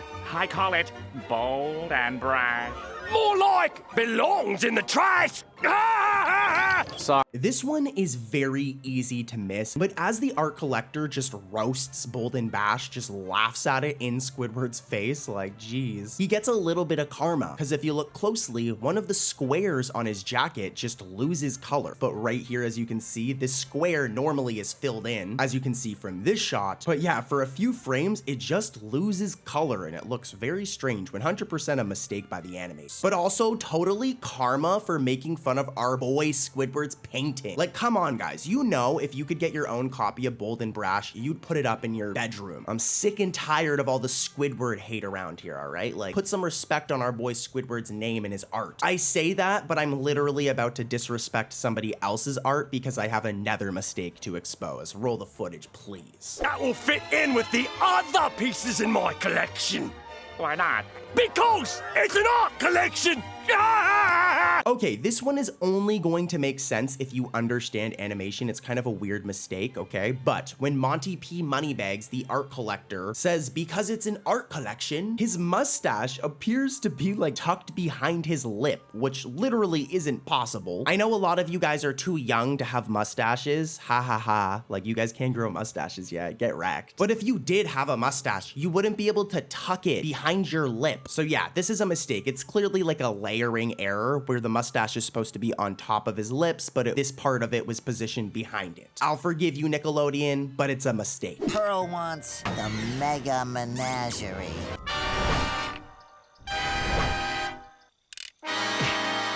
Next up, we have Krabsy the Clown, and this is another moment where Cartoon Corey is a total G. It is Camp Coral again, so I'll make it quick, guys, but the mistake is actually like really good. Here's your hint. Pay close attention to the confetti and roll that footage. Let's see if you guys can spot this mistake, okay?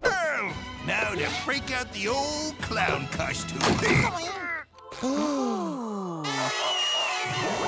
Did you guys catch it? All right, so this confetti right here that shoots out. If you pay close attention, right, the confetti, it's supposed to like shoot out and splash on Mr. Krabs and SpongeBob when the former opens the box. But if you look closely, the confetti kind of just like teleports onto them midway through, rather than being animated to like shoot out and land on them. Like I'm gonna play it in slow motion and loop it here, and you can see that they kind of like lazily animated this one part. I mean, it's animation, which is really, really hard, especially 3D animation, so I'll give them a break, but this is a mistake, guys. Krabs is cheap.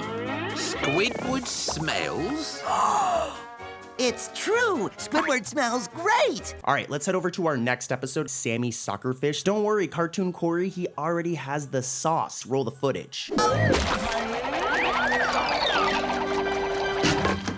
Moppy, that landing was perfectly practical in every way. I'm a total nerd for even noticing this, like I need to go touch grass. But when Sammy Suckerfish twirls into the Krusty Krab, and we get this kind of zoomed out shot, if we look at the handles of the door, they're like a dark green. But here's the problem, like seconds later, literally a couple seconds later, when we get a close-up shot now, look, those handles are yellow. So a major like coloring mistake here, and it all happens in a matter of seconds. Like here's a side-by-side, and yeah. What especially makes this a mistake though, guys, is when you look in like any episode of SpongeBob, the doors, right, the handles to the Krusty Krab are always yellow. So even if it was nighttime in this shot or something, there's no reason for them to be see-through in this shot, especially when seconds later they magically transform into yellow ones. All right, let's head over to our next episode, guys, and the mistakes are going to get crazier as we go. I'm saving the worst mistake for the ending, but you don't want to miss all the ones coming up either, okay? Here's the next episode. This is it! Wait, boy! Make it last. Thanks, Mr. Krabs. We're going way back for this next one. The episode is Pressure, and this episode's like hilarious. An entire beef like comes out of Bikini Bottom because sea creatures think that they're better than land creatures like Sandy. It's really funny. I've covered this episode before, but I've got two new mistakes. Roll the first one. Sea creatures rule! Water! Water! Water! All right, all right! Yeah, this one's just like really, really bad. There's no excuse for it, but when SpongeBob, Patrick, and Squidward and Mr. Krabs are cheering for sea creatures, it only happens for about a frame, but Patrick's left arm just completely disappears. Where did it go? Like I said, a really bad mistake there. Look at how awkward Patrick looks with no arm. Here's mistake number 2. Ain't that just like a land creature to keep a sea creature waiting? This is another nerdy mistake. You have to really be paying attention to catch this one. But normally, okay, Mr. Krabs' office, this door right here, the door to his office, I guess, has a red anchor on it, okay? It's always red. But in Pressure, that anchor is like randomly blue, as you can see here. Which, okay, maybe they got it mixed up. This is a mistake. But to make things worse, right, in the same episode, it's blue. And then in the very next scene, it then goes back to red. So at least they got it right afterwards. But for that moment where it was blue, yeah, that's not correct, and they probably should have just kept it as blue for the rest of the episode. Anyways, though, crazy. But guys, you know what's also crazy? Check this out. And I've got to stop him. You're flying! See what I mean, Patrick? Where's the leak, ma'am?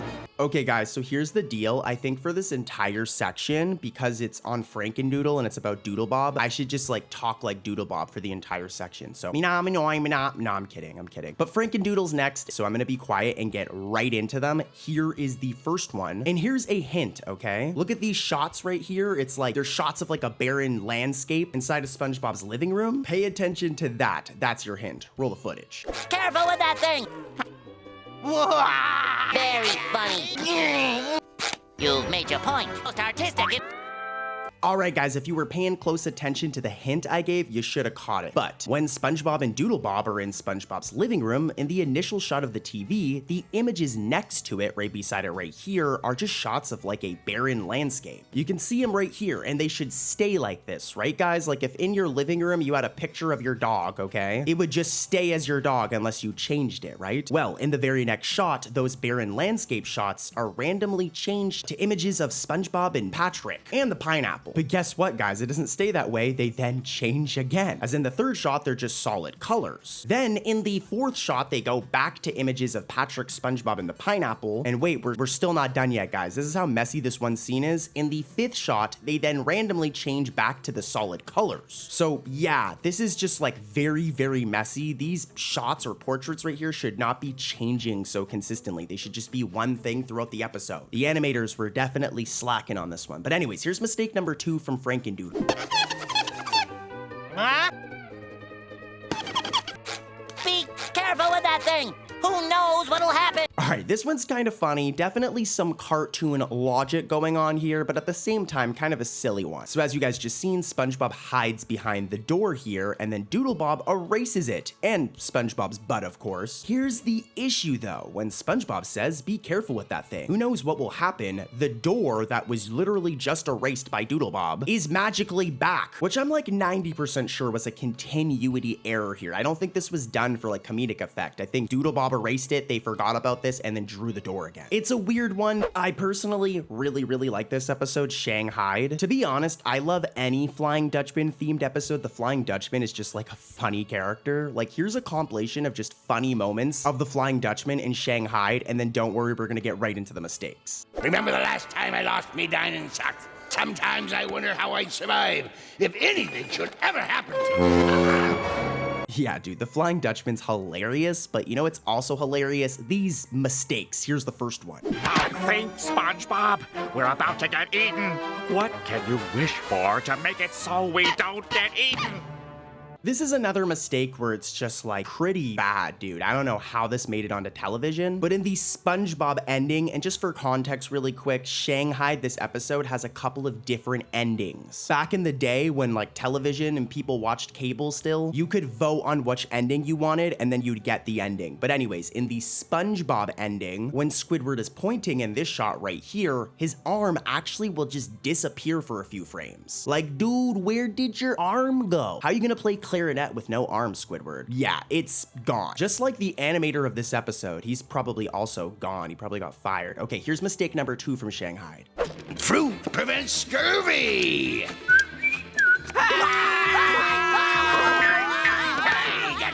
This one's pretty straightforward, okay? So in the SpongeBob ending, when the Flying Dutchman says, fruit prevents scurvy. Scurvy's like an illness pirates can get, by the way, kids. Anyways, though, when he says this, if you look, there is a cable on the blender, right? Like a power cable, as you guys know. If you wanted to go plug in like a microwave, there would be a cable, you plug it into the output, or the outlet. And this blender has a cable. However, though, in the very next shot, the cable has just disappeared, and the blender just has no cable now, which is 100% a mistake. But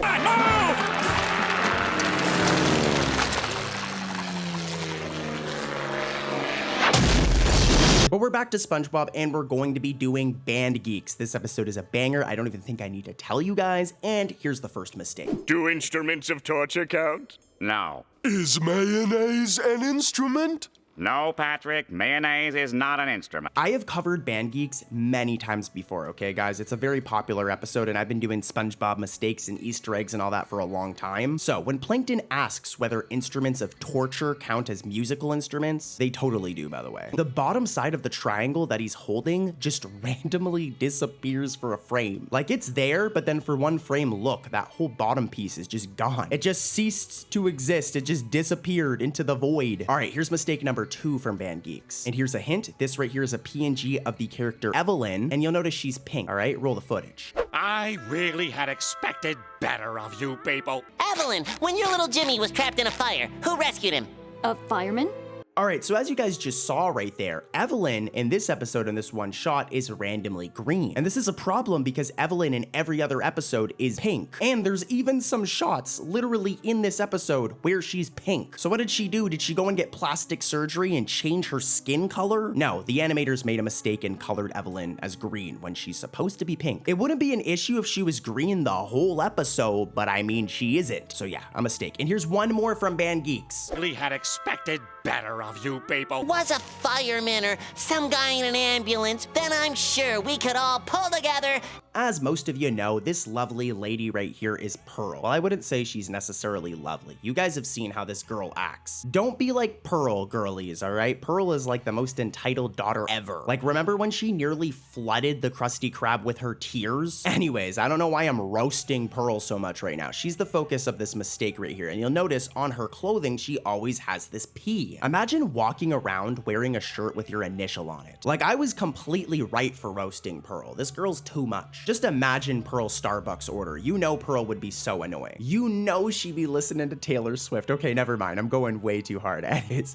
so she normally has the P on her shirt, and there are numerous shots, and it should always be there. But there are multiple shots in this episode where the P is just gone. For example, look at this shot right here. There's no P. Or this shot right here. There's no P. And here's one more. Yeah, like it's not there. They just were too lazy to draw the P, and that is a mistake. Let's keep it going though, gang. There's lots more coming up. An agreement, boy. You ain't supposed to spend any of me money. But you said, Here I come! For you, Mrs. Pop. You know what, guys? If I can't find love like Mr. Krabs and Pearl, I don't want it. I mean, they're very toxic, but like they're the couple, as we seen in Krusty Love, the episode where they first go on their date. We're not here to talk about their toxic relationship, though. We're here to talk about the mistakes in Krusty Love, so roll the footage, please. Mr. Krabs, say hello.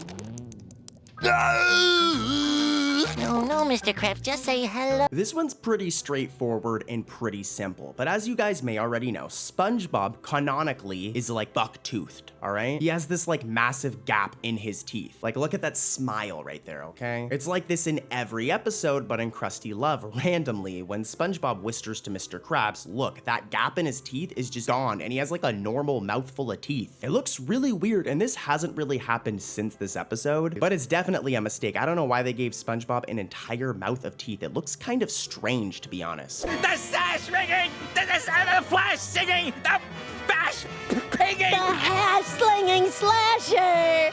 I love SpongeBob, and we're gonna be talking about Graveyard Shift. You guys may have noticed a lot of the nostalgic episodes in today's video were from season 2. A lot of them were from season 2. I did it on purpose. Such a good season. Anyways, though, even a season as good as this one and an episode as good as Graveyard Shift has mistakes, and here is the first one. Night. A hash-slinging slasher. First, the lights will flicker. All right, so if we take a look in the Krusty Krab, specifically at Squidward's like boat workstation here, there's always the cash register. I mean, it's kind of important. Mr. Krabs over here, all he cares about is money. So, you know, the cash register is kind of important to collect that money from paying customers. But if you pay close attention throughout the episode, pretty much in every single shot of the Krusty Krab, before Squidward tells his story, the cash register is just missing. Like, look at this shot right here. Cash register is not there. Here's another shot right here, and it's missing. And here's another one, and look, it's gone. So many shots where they just forgot to draw it, and I feel like Mr. Krabs would be very upset about this one. Like, someone's getting fired. Is there a ladder? Yes. Here's the ladder, boyo. All right, our next episode is from season 10. The episode is Lost and Found. I've got spicy mistakes for you guys. And here's your first hint, okay? Listen closely. I want you to pay close attention to the toppings on the Krabby Patty. You guys can spot the mistake. Try and comment it before I come back in. Roll the footage. Thanks.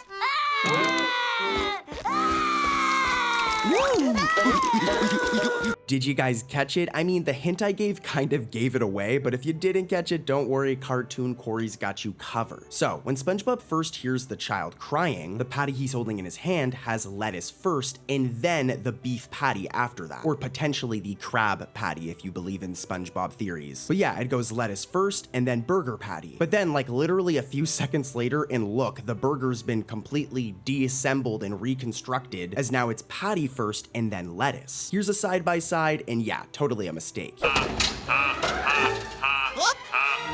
Don't forget your lucky penny.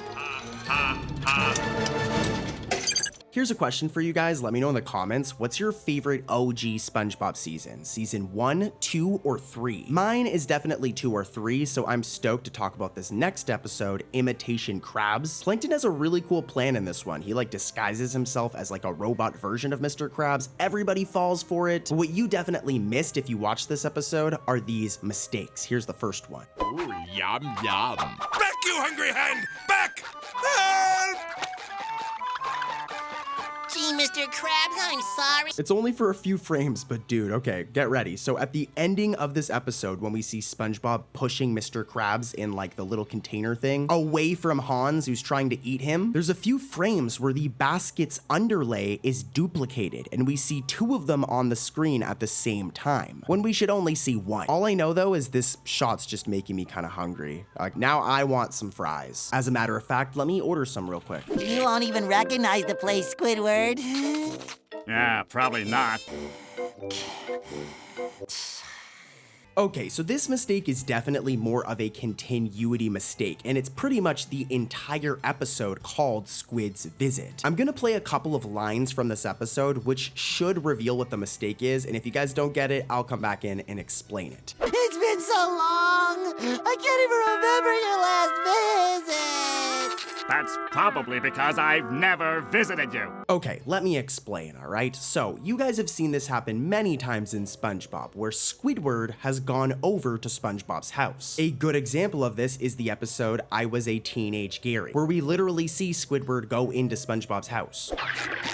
You need to take Gary for a walk twice a day. Saturday, and Sunday, a 3-day week. Now, this is where things get very weird. The episode Squid's Visit is all about Squidward going over to SpongeBob's house for the very first time. Like, that's the entire plot, is SpongeBob trying to get Squidward to like come over to his house, which is like entirely a mistake because, as I just mentioned, there have been so many moments where we've seen Squidward go over to SpongeBob's house before this episode. Try to comment some more examples. I know just off the top of your head, you guys can probably think of moments where Squidward has been in SpongeBob's house, but yeah, let's keep it moving. I've got even crazier mistakes than this coming up. I put it right here in the circular file cabinet. That's a trash can, you nitwit. The formula! And this one is very mixed. There's a lot of people that like this episode and some people hate it. I myself am not the biggest fan of it, which is why I feel no guilt in exposing this mistake. So roll the footage, and here's a hint: pay attention to Squidward. What are you wearing? I'm a cat burglar. Okay, I'll change. Alright, so as you can see, SpongeBob is rocking his cat burglar suit right here. It looks very cool. And as he's taking it off, there's a single frame where, boom, look, Squidward's nose is like behind his mouth. And guys, I don't think I need to tell you, this is like impossible. Try and take your nose and put it behind your mouth right now. It's not gonna work. I'm zooming in and look at how weird this looks, guys. Yeah, that's another mistake for sure. Wait a minute. I don't have a driver's license. This next one is a quick one that can be found in the classic episode Sleepy Time. This one's all about SpongeBob going into all of his friends' dreams. He goes into Patrick's dreams, Squidward's dreams, and even Gary's dreams. But the mistake we're looking for takes place at the ending of the episode, and you want to pay attention to the most, like, narcissistic SpongeBob character ever, Pearl, over here. Stop! Hey, what are y'all doing in your pajamas? Are we having a slumber party? No, we are not having a slumber party. Alrighty, so when everybody's standing around SpongeBob's bed at the ending of the episode, and in the clips I literally just played, at first Pearl's nightcap is missing. Not only that, also her hair's missing. Here's like a random shot of Pearl, and normally she has hair. Nickelodeon made the poor girl bald. But yeah, her hair and nightcap is missing. But here's the problem. Literally like a second later, they just magically appear. Now she has her hair and her nightcap is there. Here's a side-by-side, and yeah, I highly doubt Pearl just grew out her hair randomly in the middle of the scene. You can tell the animators just forgot to draw it in this one shot here, which is hilarious, just like some of the mistakes coming up. There's only one person left on my list of suspects. Patrick Star? Yeah. How'd you know? This one is definitely hard to find because it takes place in a shot where the footage is black and white. The episode is Squid Noir, and this is probably one of the best season 11 episodes, just saying. This is a really good episode, with also a very meaningful ending. But yeah, I'm gonna roll the clip, and I want you to pay attention to this veil on one of Bubble Bass's friends. Roll the footage. So sorry, man. I am so sorry for your loss. I'm not. You guys probably caught it, but yeah, that veil, that thing on this kid's head right here, disappears for a split second. It happens right after like Bubble Bass's friends try to comfort him after his action figure breaks. I feel bad for him. It's actually a pretty cool action figure, to be honest. I mean, like, look at this. It's pretty cool. But yeah, it just disappears for a split second, as you can see here, and then reappears. Here, I'm even gonna play the clip in slow motion so you can see, like, look, it's there, and then boom, it disappears, and then reappears. Will you help? I suppose I could join the cause, but it'll have to be our standard deal. A week of my wages per hour? You got it, kiddo. I've got more for you guys. It's like there's just unlimited amounts of SpongeBob mistakes. It's crazy, dude. I've never seen a show with so many errors, but then again, it's like one of the longest running cartoon shows, so, you know, gotta give them credit. With that said, though, let's also expose some mistakes. This episode is called Home Sweet Rubble, and take a look at this. I'm having another eggs and pencils crisis! Not now, Patrick. And Squidward has done a great job holding it all together. Against my will, I might add. I love mistakes like these. They're so easy to miss and so hard to find, but when you find them, it's like, yeah, I got you. So when SpongeBob says, and Squidward has done a great job holding it all together, look closely at SpongeBob's left sleeve as it briefly becomes disconnected as the camera pans up. Like, look at this. It looks so weird. It's almost like falling off of his body. Hopefully this dude is okay. He needs to go take a visit to the Bikini Bottom emergency room. You guys want one more from this episode? Okay, I got you. Roll the footage.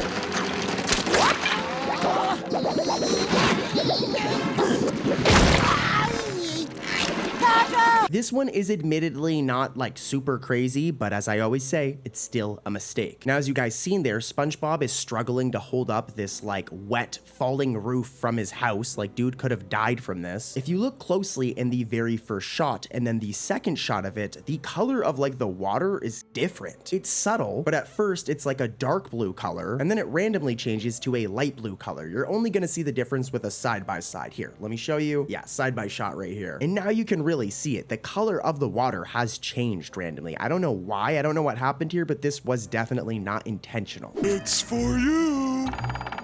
It's working. He's gonna answer it. Tartar sauce. Dude, I just caught this SpongeBob mistake and it kind of blew my brain. It takes place in the episode Wormy. Now, for it to make sense though, you gotta hear a couple of these lines. Roll the footage. What is that thing? I don't know, Patrick. But whatever it is, it must have eaten Wormy! Yeah, so as you can see, SpongeBob in the episode Wormy has never seen a butterfly before. He has no idea what a butterfly is, which is hilarious, but also a mistake because listen, this is a season 2 episode. And if we go back to season 1, we go back to the second episode of SpongeBob, Bubble Stand. It actually might be the third episode. There's a moment where SpongeBob literally blows a bubble of a butterfly. And this, and that, and this, and that, and this, and that, and then?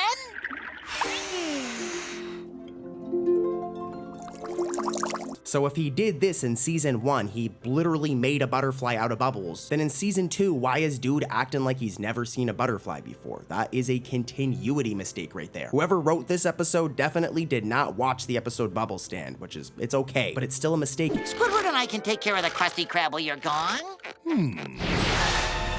Order up! Let's head back over to season 11 again for this one. The episode is Larry the Floor Manager. And aside from the mistakes I'm about to expose, they're actually pretty bad. I like this episode as I love SpongeBob episodes where they don't just focus on SpongeBob. And all of the cool side characters get some love, you know what I mean? And Larry gets some love in this episode. But yeah, here's the first mistake, and guys, really pay close attention. More specifically to this line of fish right here.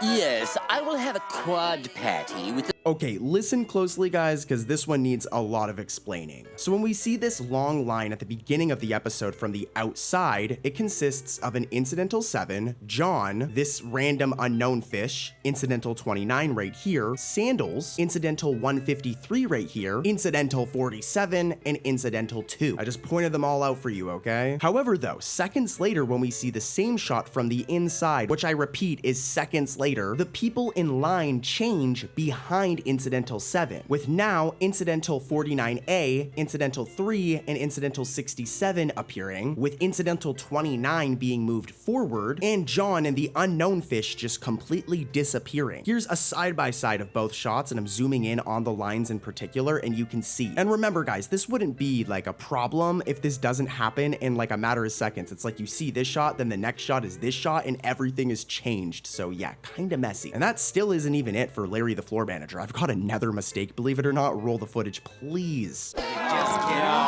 No. Give me a quad. Hold on, I'm not finished with my order. Okay, so this one takes place during like the same shot as the last one, but when Fred is first seen in line at the start of the episode, he's wearing a watch on his right fin right here. However, though, as it progresses, when we see him and the other customers complaining about Bubble Bass taking such a crazy order, like look at this, dude. The watch just disappears. Side by side right here, first he has the watch, and then like moments later, the watch is gone. Lemonade! Lemonade for sale! All right, I've been saving this one because it's really, really bad, guys. It takes place in the episode Ink Lemonade. And you see this crowd of people right here? There are numerous mistakes in it. I'm gonna play this clip, let you guys check it out, and then I'll break it down in a second. Been selling this as a refreshment? Yes! Hey, come on, buddy, no cutting. We've been waiting here all day. Like I said, there are plenty of mistakes here. I'm gonna focus on 3 that are really bad. For one, Fred's belt is missing. There are shots in this episode where we see him wearing a belt. Also, Incidental 63, this guy right here, I'm circling, zooming in, and I even upscaled the footage so you can very clearly see him. Incidental 63 is missing a torso. Yeah, his torso is just not there. I get why they didn't draw it because it's like a bunch of fish in one shot. Like, I understand it's a cartoon, but it still looks really weird, especially when he's also missing his arms and legs. Last but not least, this character right here, his name is Scooter. Remember how he looks, because if we look for him in this shot, where is he? Right here, I'm circling him. His body seems to be merging with the green fish next to him. Like, really take this in for a second, guys. Take a good look over here. I'm circling, I'm zooming in, and yeah, they're like merging together. That's not supposed to happen. That's not supposed to happen. Harry, I had a nightmare that all my friends were gone, and I was driving a... So it was true. Okay, so we've got Gone. Let's talk about this episode right here. And here's the thing, I feel like not a lot of people talk about this episode. It's pretty underrated. To be honest, the episode's actually like really, really sad, but we're not gonna get into that right now. We've got mistakes to expose, and I've got a couple. Here's the first one, and here's a little hint for you guys, okay? Pay close attention to SpongeBob's mouth. All right, roll the footage. Hi, fella. It's me.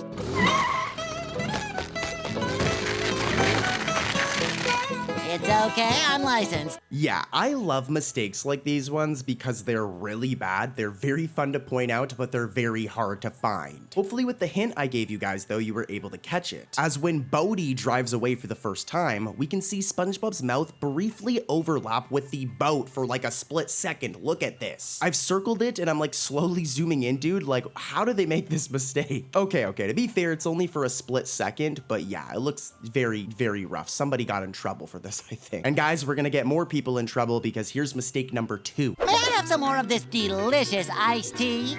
Why, sure. Oop, just a sec.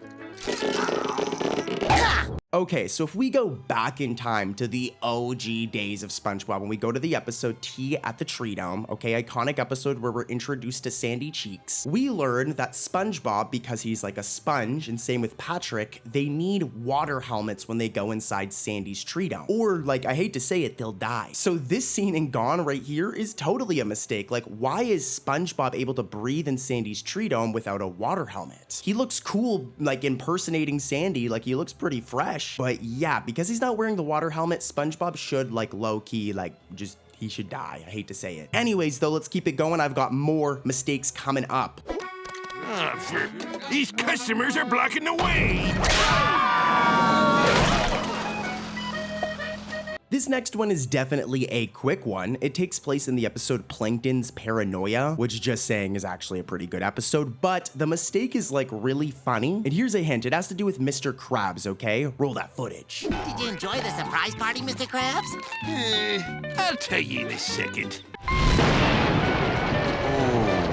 Okay, so as you guys just seen in the clips, at the ending of this episode, okay, the ending, Mr. Krabs has a cast on his eye. This eye right here, I'm circling it. We can specifically see it from this like back shot of SpongeBob and Mr. Krabs looking at the destroyed chum bucket. But literally a second later, okay, when it changes to this front shot, look, the cast that was on Mr. Krabs' eye has just magically disappeared. Here's a side-by-side. And yeah, this one isn't cartoon logic, especially when we literally see him wearing the cast right here. So yeah, definitely a mistake here, and a funny one, and let's keep it rolling. Lots of mistakes are coming. Restaurant, I think I will sample their wares. Ooh, how weird. A machine made to look like a customer. SpongeBob. This next one is another Plankton-themed episode, and this one is a banger, Plankton's Army. In this episode, Plankton wants to enlist the help of his entire family to get that Krabby Patty secret formula. I almost called it the Krusty Krab secret formula, but you guys know what I mean. Anyways, though, really good episode, and there's only one mistake I'm gonna point out. Roll the footage. Today is the 25th anniversary of the first time me archenemy Plankton ever tried to steal me secret Krabby Patty formula. May I help you? Okay, so let's take a quick look at the layout of the inside of the Krusty Krab. As you guys know, in the middle, we have Squidward's workstation with the galley grub menu and the enter sign, not the enter sign, the order here sign, correction. I'm talking about mistakes, but I almost just made a mistake while talking about mistakes. But yeah, we have Squidward's workstation right here. We have the door to like the kitchen where SpongeBob's flipping up those burgers. And then we've got this door right here, leading to Mr. Krabs' office. Now, in this episode, when Mr. Krabs says today is the 25th anniversary of the first time Plankton ever tried to steal the Krabby Patty secret formula, we can see that door to his office right here. Okay, remember this, it's right here, remember. But when the robot shows up, right, and we look at that exact same spot, where is the door? The door's just gone. Like, they literally just forgot to draw it in this one shot. Here's a side-by-side, it should be right here. And to make things really funny, eventually when Mr. Krabs and Squidward walk outside, look, the door is suddenly now back. So at least they fixed their mistake, but yeah, that's a mistake right there. And I've got more.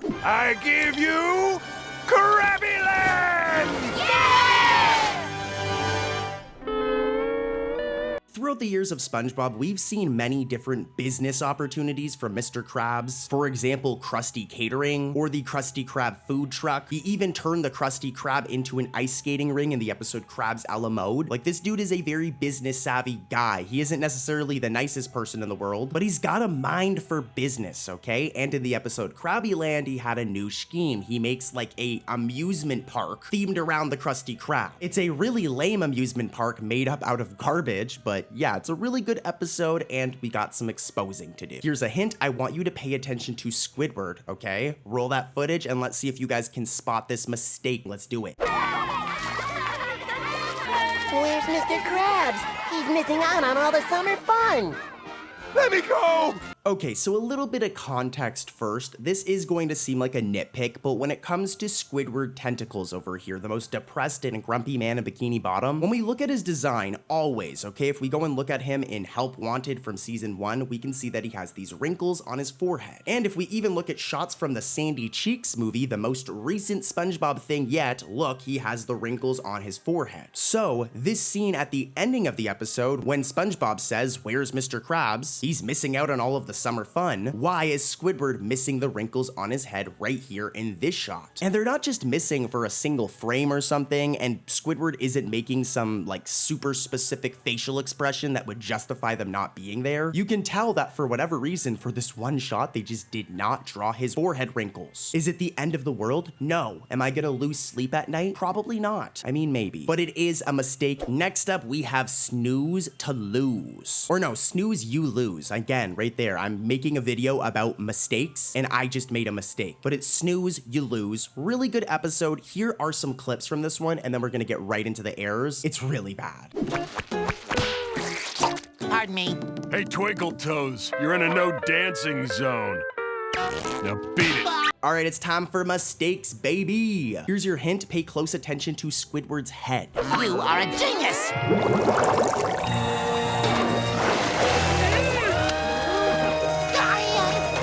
All Alright, so as you guys just saw right there, Patrick pulls on this lever to take this monstrous version of Squidward out of the tank. But when this happens, if we slow down and look right here, okay, I'm gonna stop and freeze right here, you'll notice that his head is like briefly cut off despite not fully touching the edge of the screen. So you can see that they prematurely cut him off here. It's supposed to be that he goes off of the screen, off a frame, which is why the top of his head would be cut right there. But they cut it like way too early. Like, look at this, I'm zooming in, and yeah, I don't think I need to break it down for you guys. That is 100% a mistake. SpongeBob does not pass this one. It means another whole year of boarding school! Let's head over to season 2 for this one. The episode is No Free Rides. And if you're a fan of SpongeBob, you already know how iconic this episode is, but of course we got mistakes to expose. Here's a hint. You'll notice that Mrs. Puff in the clips I'm about to play is wearing this blue sailor cap, okay? This thing right here, pay attention to that and roll the footage, please.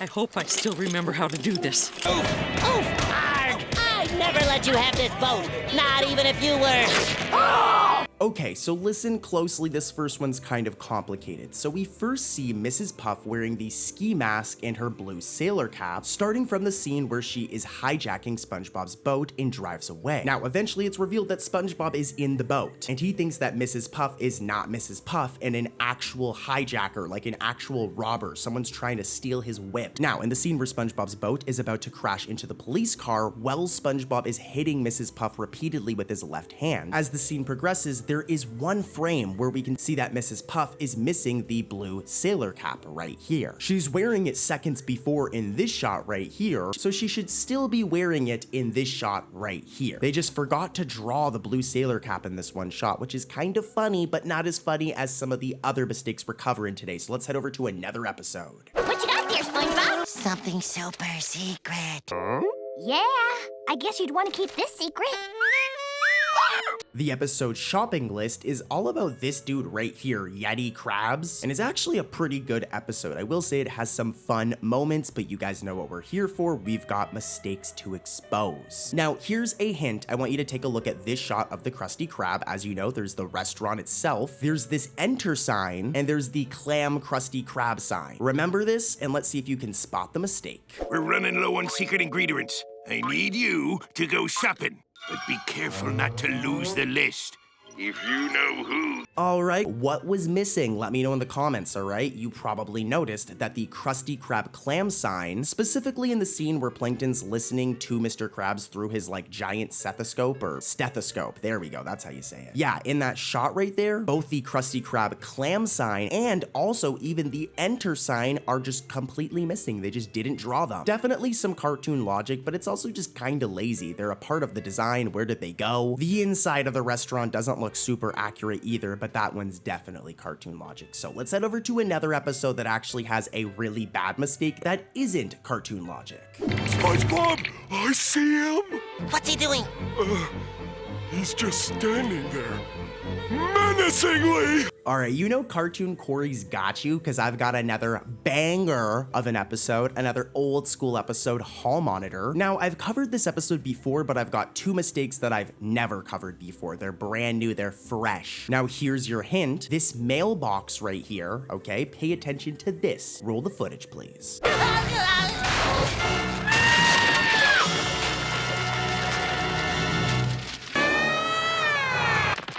Okay, so as you guys just seen in those clips right there, SpongeBob crashes through this fence right here, okay? Like a crazy person. SpongeBob be unhinged, but yeah, he crashes through the fence here. Now, before this, we can see the fence before it's crashed into. We can see this mailbox right here, and we can see all of these surrounding buildings. But the problem is after SpongeBob crashes through the fence, all of those things disappear. The fence he crashed through is gone. There's no broken bits of fence anywhere. The mailbox is gone when SpongeBob didn't even crash into the mailbox, and the surrounding buildings have also disappeared. So yeah, either SpongeBob caused way more damage than we thought, or the animators were a little bit lazy here. What do you guys think? Let me know in the comments, but here's mistake number 2 from Hall Monitor, and of course, here's a hint. I want you to pay attention to the signs of the maniac, like the wanted posters. Have you seen this man? SpongeBob here, Patrick.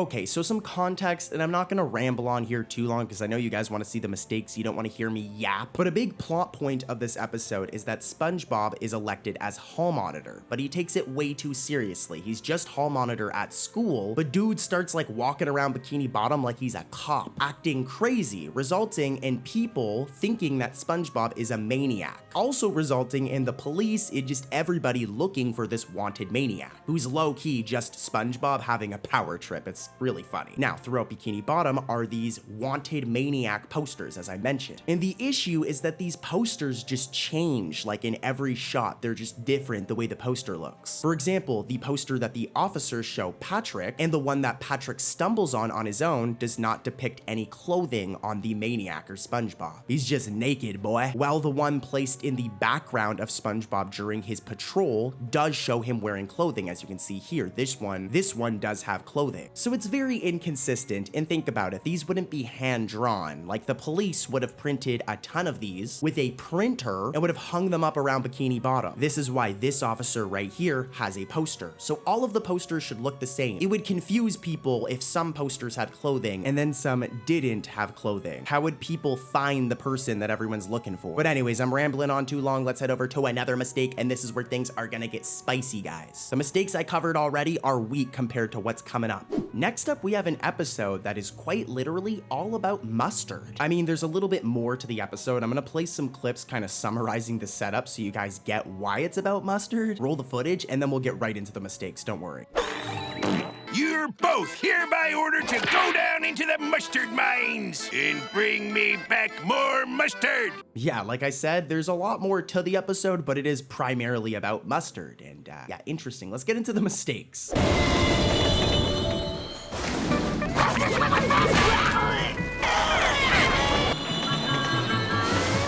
Okay, so eventually, as you guys seen there, Squidward finally gets on the train, and we see that he gets his head caught through the double doors. And as you guys can see, it's on this train car right here. And this won't make sense at first, but you guys will notice this train car right here is nowhere close to the first train car on the train, right? Like I said, this will make sense in a moment, but yeah, Squidward is stuck on this part of the train right here. However, once they eventually reach their destination, the animators have moved him, and his head is caught on the first train car all the way up here. When here's a side-by-side, we seen dude get caught on this one, and he's still stuck by the time he arrives. So what, did he like change train carts and get his head stuck again? It's possible, but I think that this was some laziness by the animators right here. What do you guys think? Let me know in the comments. Hello, SpongeBob. It is me, Mr. Krabs, in the flesh, standing right in front of you, with no one else around. Alright, I'm gonna make this one really quick, okay? The episode is Imitation Crabs. In this clip I'm about to play right here, there's a mistake. Let's see if you guys can catch it. What's missing? Anyways, though, let me roll that clip from Imitation Crabs. It's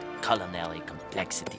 Look, Mr. Krabs, I'm doing it! I'm doing it! Quit fooling around, SpongeBob. We've got customers. Did you guys catch it? Well, if you didn't, don't worry. The galley grub and order here sign are missing in the clips we just played. And let's look. Yep, the galley grub and order here sign are missing. Here's a random shot of the Krusty Krab, the inside. Normally, the galley grub and order signs are right here. But in this one shot, it's also missing right here. Pretty cool. With that said, though, let's head over to another episode, guys. Lots of crazy mistakes coming up. You guys already know. Gary! What are those Neanderthals up to? Don't they know I'm busy spoiling myself? Our next episode is actually a very sad episode in terms of plot. It's called Have You Seen This Snail? And it's all about Gary going missing. Really, really sad episode, guys. But you know what I don't feel sad about? Exposing the mistakes. Now here's a hint. It's kind of a weird one, but I want you to pay attention to Patrick's teeth. Just let it out, buddy. That's right. I can't cry anymore, Patrick. Alright, so here's the thing. When we take a look at the best friend duo, the biggest best friend duo in cartoon history, SpongeBob and Patrick, SpongeBob has always been drawn with buck teeth, okay? Like his bottom teeth are there, but then his top teeth are like buck teeth. While Patrick, a lot of the time is shown to either have a full mouth of teeth or just one tooth. There are many shots of Patrick where he just has like one tooth sticking out, usually when he's opening his mouth, but he doesn't have buck teeth like SpongeBob, right? Like here's a side-by-side with both of them having their mouths open, and Patrick does not have buck teeth. SpongeBob has buck teeth. However, though, in Have You Seen This Snail, when Patrick says to SpongeBob, let it out, his teeth are drawn exactly like SpongeBob's, and it looks really weird. You wouldn't catch this while just randomly watching the episode, but when you really think about it, this is a mistake. I have no idea why they gave Patrick buck teeth. They drew them exactly like SpongeBob's. Really weird, and here's mistake number 2 from Have You Seen This Snail. Can't hurt to look. Here goes nothing. Look, Pat. What is it? Let's see. This one's really quick, but there's a typo error. So as you guys seen, there's the shot where like SpongeBob's mailbox explodes. That thing just goes boom, and mail is shot out everywhere. Now, if we look at this overflowing mailbox right here, we can see that it reads Square Pat. Like, what? Yeah, that's definitely a typo. I imagine it's supposed to say SquarePants because this is the SquarePants household, but I have no idea why it says Square Pat. They're missing the N and the S. I wonder if the animators maybe got mixed up and put Square Pat as in like SquarePants in Patrick. I don't know, but this is a mistake. Covered with a viscous fluid. Bombs away! Next up, guys, we're heading to court. All right, it's gonna be Judge Cartoon Corey, because it's Krabs versus Plankton. And this episode is all about literally what I just joked about, Mr. Krabs and Plankton going to court. You know, I think they should just fight. I think they should just box. Who do you think would win? Be honest, you know? Like, who would win in a fight? Mr. Krabs or Plankton? Plankton's allowed to use weapons since he's like so small, okay? It'd be unfair if it was just a 1v1 with no weapon. Getting very off track here by fantasizing of Mr. Krabs and Plankton fighting. But yeah, the episode is Krabs versus Plankton, and here's the first mistake. Here's your hint. This character right here is Incidental 41, and this character right here is Charlie. Remember how they look, okay? Pay attention to them. Roll the footage, please. Oh, look at you, Plankton, and you never will. There really should be a wet floor sign. All right, listen closely. This one is kind of complicated. So we can see that Charlie, this guy right here, and Incidental 41 are sitting at the table when Plankton sips on water. I almost just ran out of breath and passed out. However, when Mr. Krabs teases Plankton, they are both nowhere to be seen. They should be right here, especially when they were right there sitting at that table when Plankton sips on his water. When Mr. Krabs teases Plankton, they should also be right here in the same spot. Here's a side-by-side and they're missing, which is a mistake. And we know it's a mistake because they eventually return afterwards when Incidental 41 gives Plankton an idea. So kind of messy here and totally a mistake. I don't know why they just disappeared in this one shot. Maybe cartoon logic, but probably a mistake. And here's another one. Does that happen a lot? No, they're usually silver. Oh, Mr. Krabs? All right, so as you guys know, SpongeBob, being a spongy boy, has pores all over his body, these giant holes, okay? And they're pretty consistent throughout his design. Like, if we look at any shot of him, we'll see that these holes right here line up with the holes on this other shot of SpongeBob. Like, it's very consistent. Well, in this episode, Krabs versus Plankton, when SpongeBob skips to Mr. Krabs' office, the large hole normally found near his sleeve just disappears for a split second before, like, returning. We know it's a mistake because it disappears and then returns right away. It's only gone for a split second, showing that the layers like messed up here or something like that. But yeah, a bit of a mistake here. I don't know why it just goes poof. Here's it in slow motion. I'm playing the clip in slow motion and you'll see, boom, it just disappears for a second, comes back. So yeah. In the episode Mimic Madness, SpongeBob becomes obsessed with mimicking other people. Like, here's a quick compilation of all the different people he mimics. And then of course we got mistakes for you. Some extra napkins, please. Oh, you want some extra napkins? Are we having fun yet, Squidward? The mucking mimicry madness. Yeah, believe it or not, SpongeBob mimics people so much that it eventually makes it that he cannot stop doing it. Like, our dude has an entire crisis. Eventually leading to the clips I'm gonna show you where Mr. Krabs, Sandy, Plankton, and everybody tries to give SpongeBob an intervention. Now, in these clips, there's a mistake. Let's see if you guys can spot it. Here's a hint. It has to do with SpongeBob's home. Right, remember, guys, this is an intervention. That's almost the spirit. Oh boy, someone's at the door. All right, so let's take a look at Conch Street really quickly. I always do this, so I'll make it fast, but as you guys know, it goes Patrick's house, Squidward's house, and SpongeBob's house, all right? And if we look at SpongeBob's house, its design is usually very consistent. If we go and look at it in early episodes, we'll see that it has these windows, okay? I'm arrowing all of them, these windows. The one you really want to be paying attention to is the bottom right window right here. As during the intervention, it's just missing, as you can see in this shot. It's literally just not there. But then it randomly reappears after this in this shot right here. Here's a side-by-side, it's not there, but then it's here in this shot, making for a really like strange mistake here. You know, like I understand them forgetting about one of the windows, but to not draw it, but then draw it afterwards is just like making it very obvious that a mistake was made here. Hey, you claim jumpers! This is my turn!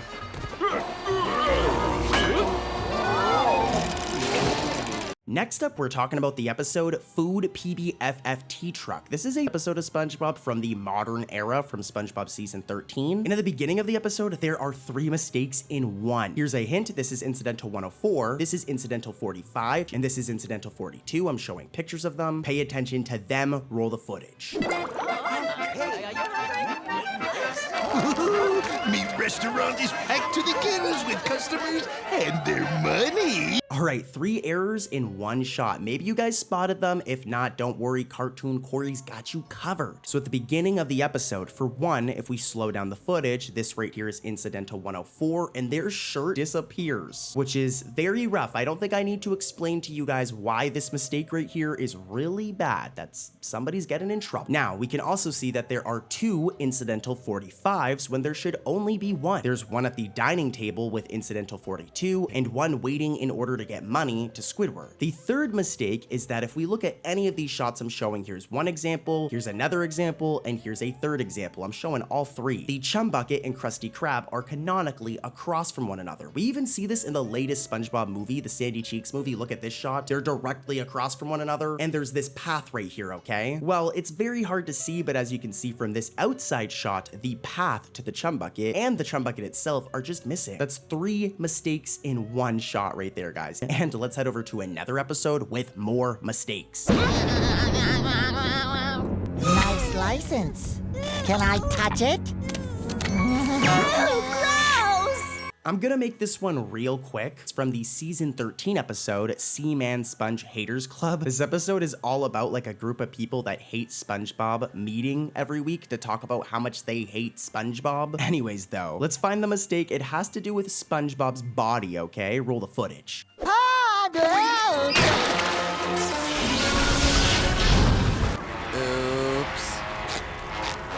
Alright, so as you guys know, SpongeBob is a spongy boy. He's a sponge, so he has holes or pores all over his body. On the front of him, okay, as you can see here. Let's get a side shot. We can see that he's got pores on his left side, and here's another completely different shot showing pores on his right side. What you really need to see here is that SpongeBob does have pores on the sides of his body. They're not just on front. As when SpongeBob says oops after literally setting Squidward's house on fire, like what? For this one shot right here, look, his side pores are just completely missing. In other shots from this exact same episode, we can see the side pores, so I have no idea why they were too lazy to draw them in this one shot right here. I'm nitpicking, but it's still technically a mistake. SpongeBob can do a lot of things, okay? He's a good fry cook, sometimes he's a superhero, like when he becomes the Quickster in Mermaid Man and Barnacle Boy 5. He's even a really talented jellyfisher. But one thing we didn't know he could do until the episode The Sponge Who Could Fly is that SpongeBob can fly. Well, I mean, he can't actually. His pants just get like inflated and he floats around and he thinks he can fly, and that's like the whole theme of this episode. Here's some funny clips actually, and then we're gonna get right into the 2 really bad mistakes. Friends from up above, these are the things that I love. It's an emergency! Let's roll. Yeah, SpongeBob, you're a little delusional. Really good episode, but it's mistake time. Roll the footage, and here's your hint, okay? Pay attention to this guy right here, Fred. No, he owes us favors. Get him! I'm almost a jelly. All right, like I said, pay attention to Fred, as when Fred first speaks up, we can see that he's a purple version of Fred, okay? Honestly, we haven't really seen him in this color scheme that much lately, but he's purple, all right? Now, when he eventually walks up to the cliff, dude has gotten like an entire plastic surgery procedure done or something, because he's now magically brown. Here's a side-by-side, of course, and remember, this all happens in a matter of seconds, guys, so how he just randomly goes from purple to brown, I don't know. That was just a lazy continuity error. It's not even like there's just multiple Freds in a crowd and they're different colors. This Fred just literally transforms to a brown one. But anyways, I'm rambling on about this mistake. You guys get it. Here's another mistake from the sponge who could fly.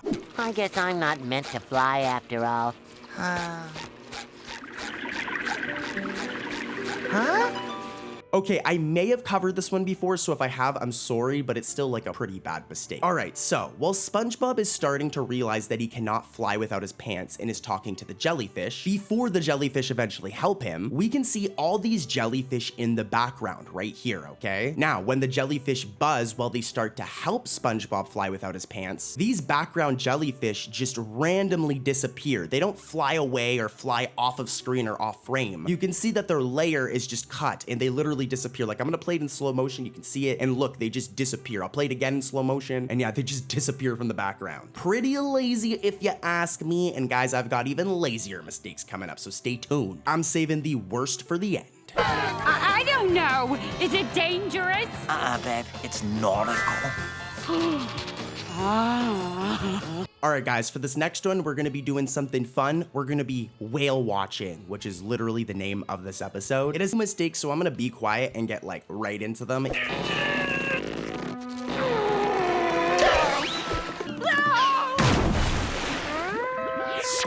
So as you guys seen, okay, before Pearl falls into the ocean, she has no shoes on due to them being pulled off. As you can see here, they're literally pulled off. You can see it. Here's the thing though. So when Pearl falls back into the ocean, okay, her shoes magically have like reappeared on her feet now. This is definitely cartoon logic. I'm aware of that, but just the way that it's done is very lazy. We literally see her with no shoes on a moment before this, and she falls into like the ocean, so she wouldn't have time to put her shoes back on. So yeah, definitely a mistake here in my opinion. What do you guys think though? Let me know in the comments. Is this a mistake or cartoon logic? Let me know, okay? Leave a comment. Sandy, this is no mere job. This is a calling. This is a duty to serve. This is a dream come true. All right, we're heading into the modern day for this episode. It's season 13. The episode is Hot Crossed Nuts, my favorite. Pause. And yeah, I'm gonna straight up say it. This first mistake in this episode is probably one of the worst mistakes I've ever covered in SpongeBob history. It's also hilarious. You wanna pay close attention to SpongeBob's arms, okay? Roll the footage.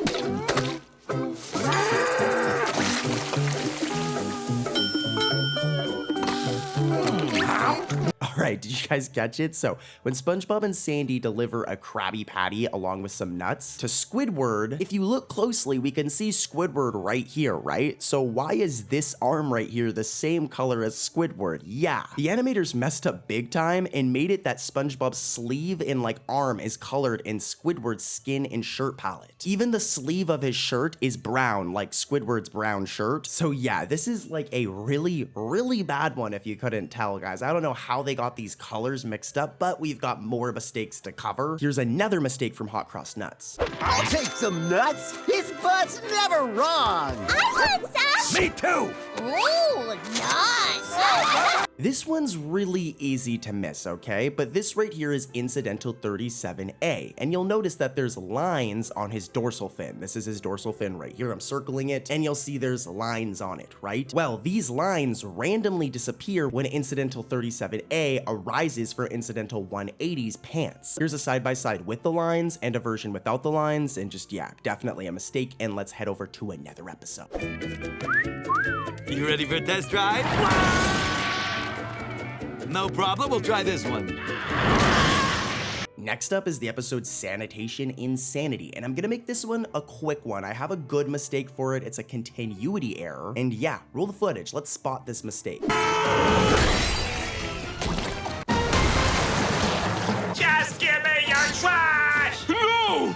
It's mine! Okay, so at first I already know this isn't gonna seem like it's that serious of a mistake, but hold up, wait, okay? Let Cartoon Corey explain. So, even though Patrick's rock is seen getting like fully covered in garbage, as you can see right here, that is a smelly rock, in the very next scene that it's shown, okay, the rock is now completely clean. But don't worry, that's not what really makes this a mistake. That would be typical cartoon logic, typical, you know, a typical continuity mistake. But here's the problem, okay? We see it get covered with garbage, then the next shot of it we see that it's clean, but what makes this an error is that in the very next shot after this, it is seen once again covered in garbage. So it's covered in garbage, then it isn't, and then it's covered in garbage again, which was definitely a mistake by the animators. Like this one shot where it's clean, it's not supposed to be clean. The garbage was never cleaned off of it, and we know this because in the next shot after this, the garbage is back. Not the craziest mistake I've ever covered, ain't nobody getting fired for this one. So let's head over to an episode that has some, where somebody probably got in trouble.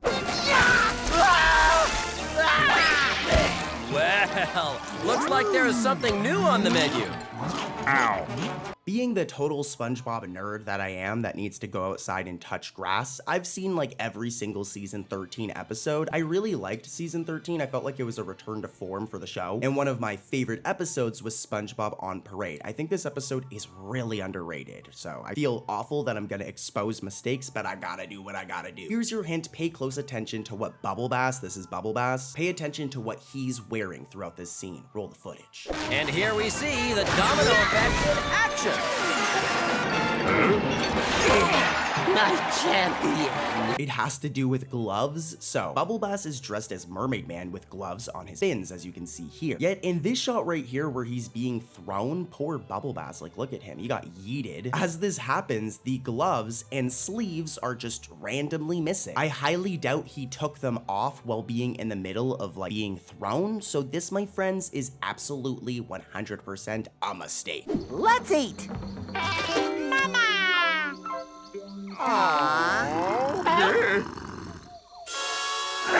Next up is another season 13 episode, Delivery to Monster Island. And this one's cool because it's all about SpongeBob and Plankton. They get trapped on this island and there's a bunch of like weird monsters. Like, dude, look at what this banana monster does to Plankton. Like, I don't want to go to this island ever. Keep Cartoon Corey far away from this island. Now, the mistake has to do with SpongeBob's left shoe, okay? I know you guys can find it, pay close attention, and watch these clips. SpongeBob!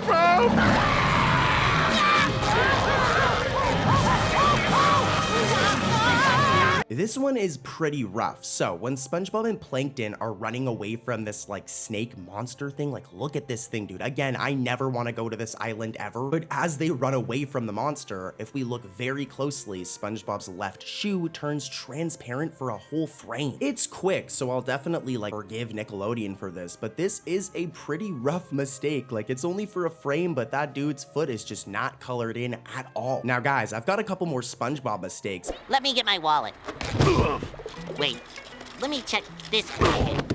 No. Patrick, you got any change? How much do you need? Dude, who remembers the episode Rock Bottom? This episode's iconic, and I've found every mistake in it. Nearly 20 mistakes in one episode, and I'm gonna be talking about other episodes, so we're talking about like 50 mistakes in one video. But let's find the first mistake in Rock Bottom. Here's your hint, you wanna pay attention to SpongeBob's right arm. I'm gonna give you hints like this throughout the whole video, that way we can find the mistakes together. Like I said, pay attention to SpongeBob's right arm. Roll that footage. Another fantastic day at Glove World.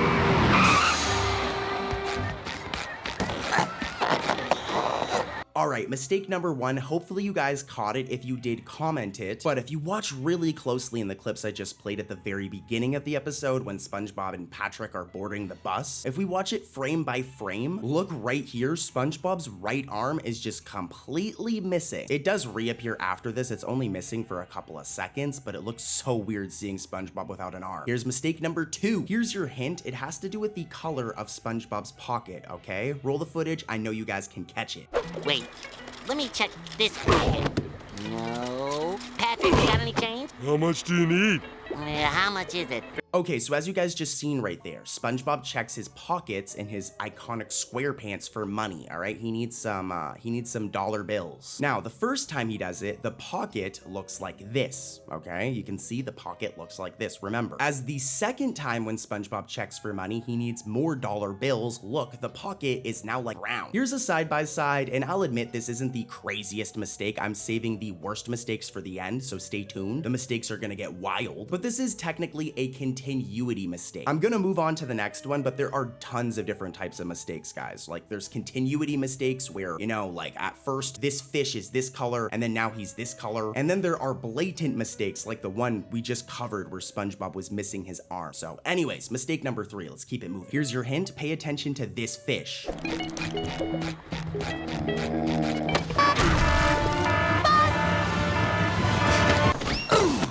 All right, mistake number 3 is definitely some cartoon logic here, but when SpongeBob and Patrick first get on the bus, we can see this fish right here sleeping. He looks like he's having a really good sleep. I wonder what he's dreaming about, guys. But yeah, this dude is sleeping, as you can see right here. But here's the issue, when they eventually arrive in rock bottom, like moments later, less than a minute later, and that fish is just completely gone. Maybe he got off before they went down, I guess that's a theory there, but there's also a chance that this was a continuity mistake, and I want to cover every mistake in rock bottom. So even though this mistake is kind of weak, I still gotta cover it, guys, but crazier mistakes are coming. Candy machine.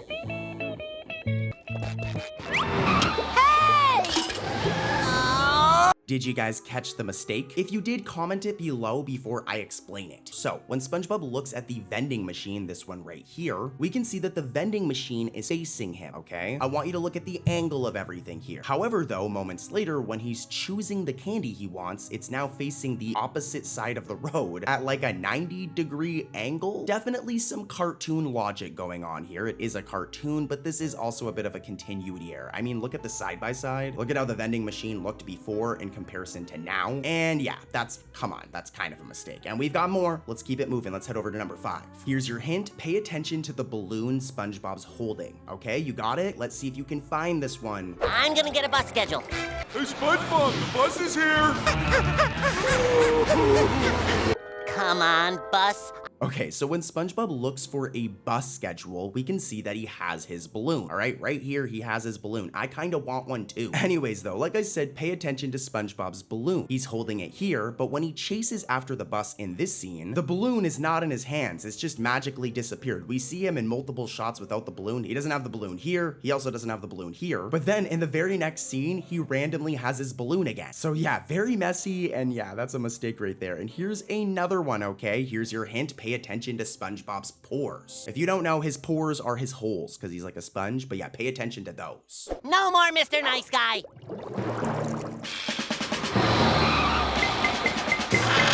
Tartar sauce! Did you guys catch it? Like I said, you had to pay attention to the holes on SpongeBob. As in this scene right here, when SpongeBob's trying to sneak up on the bus, they forgot to draw his holes. It might be due to the angle, but they're just missing right here, which looks really weird. What's also weird though is this next mistake.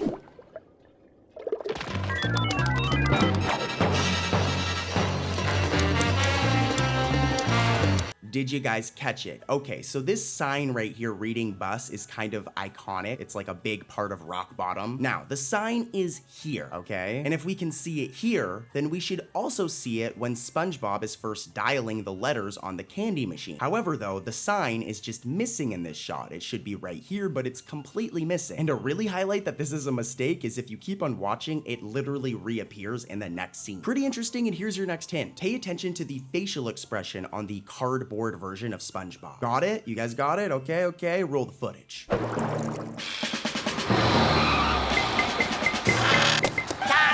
sauce! This is another funny one. I'll make it quick, but when the cardboard SpongeBob, which is like a decoy, right? When he's at the candy machine, it does not smile, all right? Look at the facial expression on this thing. It's not smiling. However, though, when the sign eventually falls, revealing it's a decoy, it randomly smiles as it's falling. Now, remember, guys, the cardboard one isn't real SpongeBob. Like, it's a fake cardboard decoy so that SpongeBob can get on the bus. So this thing shouldn't be changing facial expressions at all. Is it cartoon logic? logic? Yes, but it's also kind of some sketchy cartoon logic right there. It's kind of a reach. And in my opinion, a mistake, and we've got more to cover, so let's head over to the next one. Right now! Until then, I am not leaving this spot! So SpongeBob is very stressed out. He cannot get out of this creepy place, Rock Bottom. It's so weird. And he finds himself at the bus station. Now, originally, we can see that there's a sign reading information right here, okay? It's right above the window. However, though, eventually when the lights shut off, when it closes, look, the sign just magically disappears. Here's a side-by-side, and yeah, that's another mistake. I've got one more for Rock Bottom, but then we're gonna head over to another episode and find every mistake in that episode as well. Here's your hint. It has to do with the credits, all right? So roll the credits.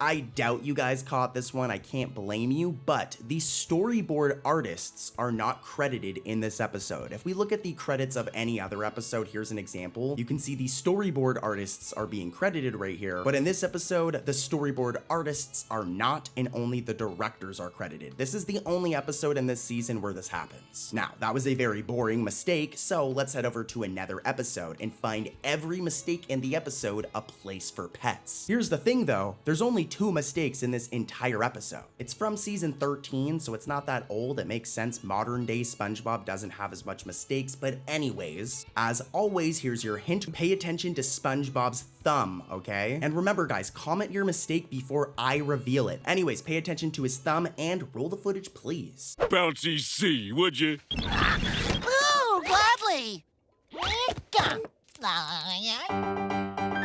Did you guys catch it? Well, when SpongeBob begins to play the piano, the outline of his thumb is like colored yellow-green for a frame. Normally, the outline of anything on SpongeBob is like a black outline, so it's just very strange that for this one shot, it's randomly like yellow or green. It kind of gives the impression that like this shot was green screened in some sort of way or something, I don't know. But it's a mistake, and here's mistake number 2, and here's your hint. It has to do with Spot, okay? Take a look at Spot right here. Look at his eyes, or his eye, and that should help you out finding this one. Roll the footage. Bad Spot! No!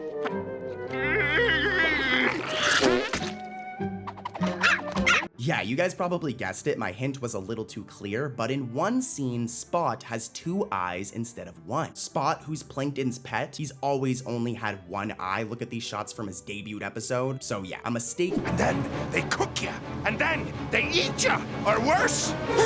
What could be worse than that? Gift shops. We're gonna be finding like nearly 12 or 15 mistakes in the episode Hooky. And here's your hint. I want you to keep note of the size of this hook right here. This hook right here, okay? Got it? Roll the footage. Wouldn't go near another hook! I'm hooked! Well, that was more of SpongeBob than I needed to see. So, when SpongeBob first encounters the lone hook on the way to the Krusty Krab, we can see that it's like massive in size. Like this is really big. So big that SpongeBob can even sit inside of it. Like really remember how big the hook is. Because eventually when SpongeBob gets hooked by this same hook, it shrinks like a bunch. At first it shrinks kind of slightly. Here's a side-by-side. But then when Squidward is revealed to be the one operating the fishing pole, look, the hook has become even smaller. Like here's a side-by-side of all 3, and I have no idea how it went from being this big to being like this big. This was a major continuity mistake right here. And we've got more. Here's mistake number 2, and here's your hint. I want you to pay attention to the path connecting to the Krusty Krab. Mr. Krabs, help! It happened! I'm hooked! Oh no! The hook! Gift shop! Tuna can! Alright, so canonically, when we look at the Krusty Krab in like any other episode, the Krusty Krab is connected to a side road, okay? It's like a straight road and then it turns off into the Krusty Krab. And the Chum Bucket should be across the street, but that's a whole other issue. For now, we're focusing on the path. The main point here is the Krusty Krab path always looks like this. But when SpongeBob is like freaking out after he gets hooked, if we look, it's randomly like a straight road connecting right up to the Krusty Krab door. When here's a side-by-side again, normally it looks like this, so this is a mistake. Here's your hint for mistake number 3. I want you to pay attention to where the hook is hooked onto SpongeBob's pants. Is it his pants, is it his underwear, or is it both? Pay attention. Oh no. Oh, no, Mr. Krabs. Well, that was more of SpongeBob than I needed to see. So, when SpongeBob's underwear is attached to the hook, they are hooked through the back of the underwear, okay? And they tear off. As you can see here, they tear off. However, though, when Squidward is eventually revealed to be the one using the fishing pole, SpongeBob's underwear is intact. And now the hook is through the front of them. Here's a side-by-side, and definitely some cartoon logic going on here, but I mean, come on, guys. What? Whoa! Whoa! Please save me, Mr. Krabs! Mr. Squidward, that was some fine angling. This next one is definitely also a little bit of cartoon logic. But here's the thing, as I mentioned, it's revealed that Squidward is the one actually controlling the hook that SpongeBob is like trapped on. However though, if you look, SpongeBob, while he's hooked, there are many shots where he's being dragged away from the Krusty Krab, which would literally be impossible if Squidward is at the Krusty Krab. Hopefully this one makes sense, but it's definitely kind of like a reach here. Here's your hint for the next one though, pay attention to SpongeBob's legs. Free water for all your little friends, Mr. Krabs. Mr. Krabs.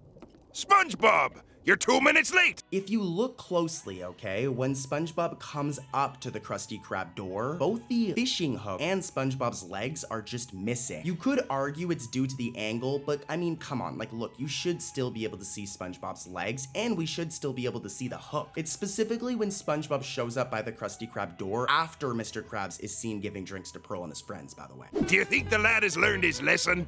Oh, I think he'll remember this for a long time.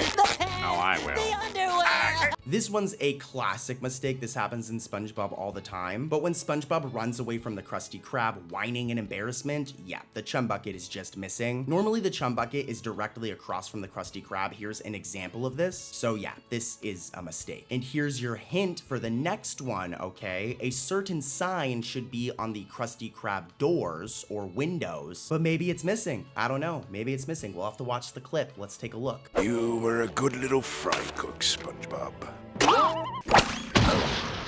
It's SpongeBob Nudie Pants!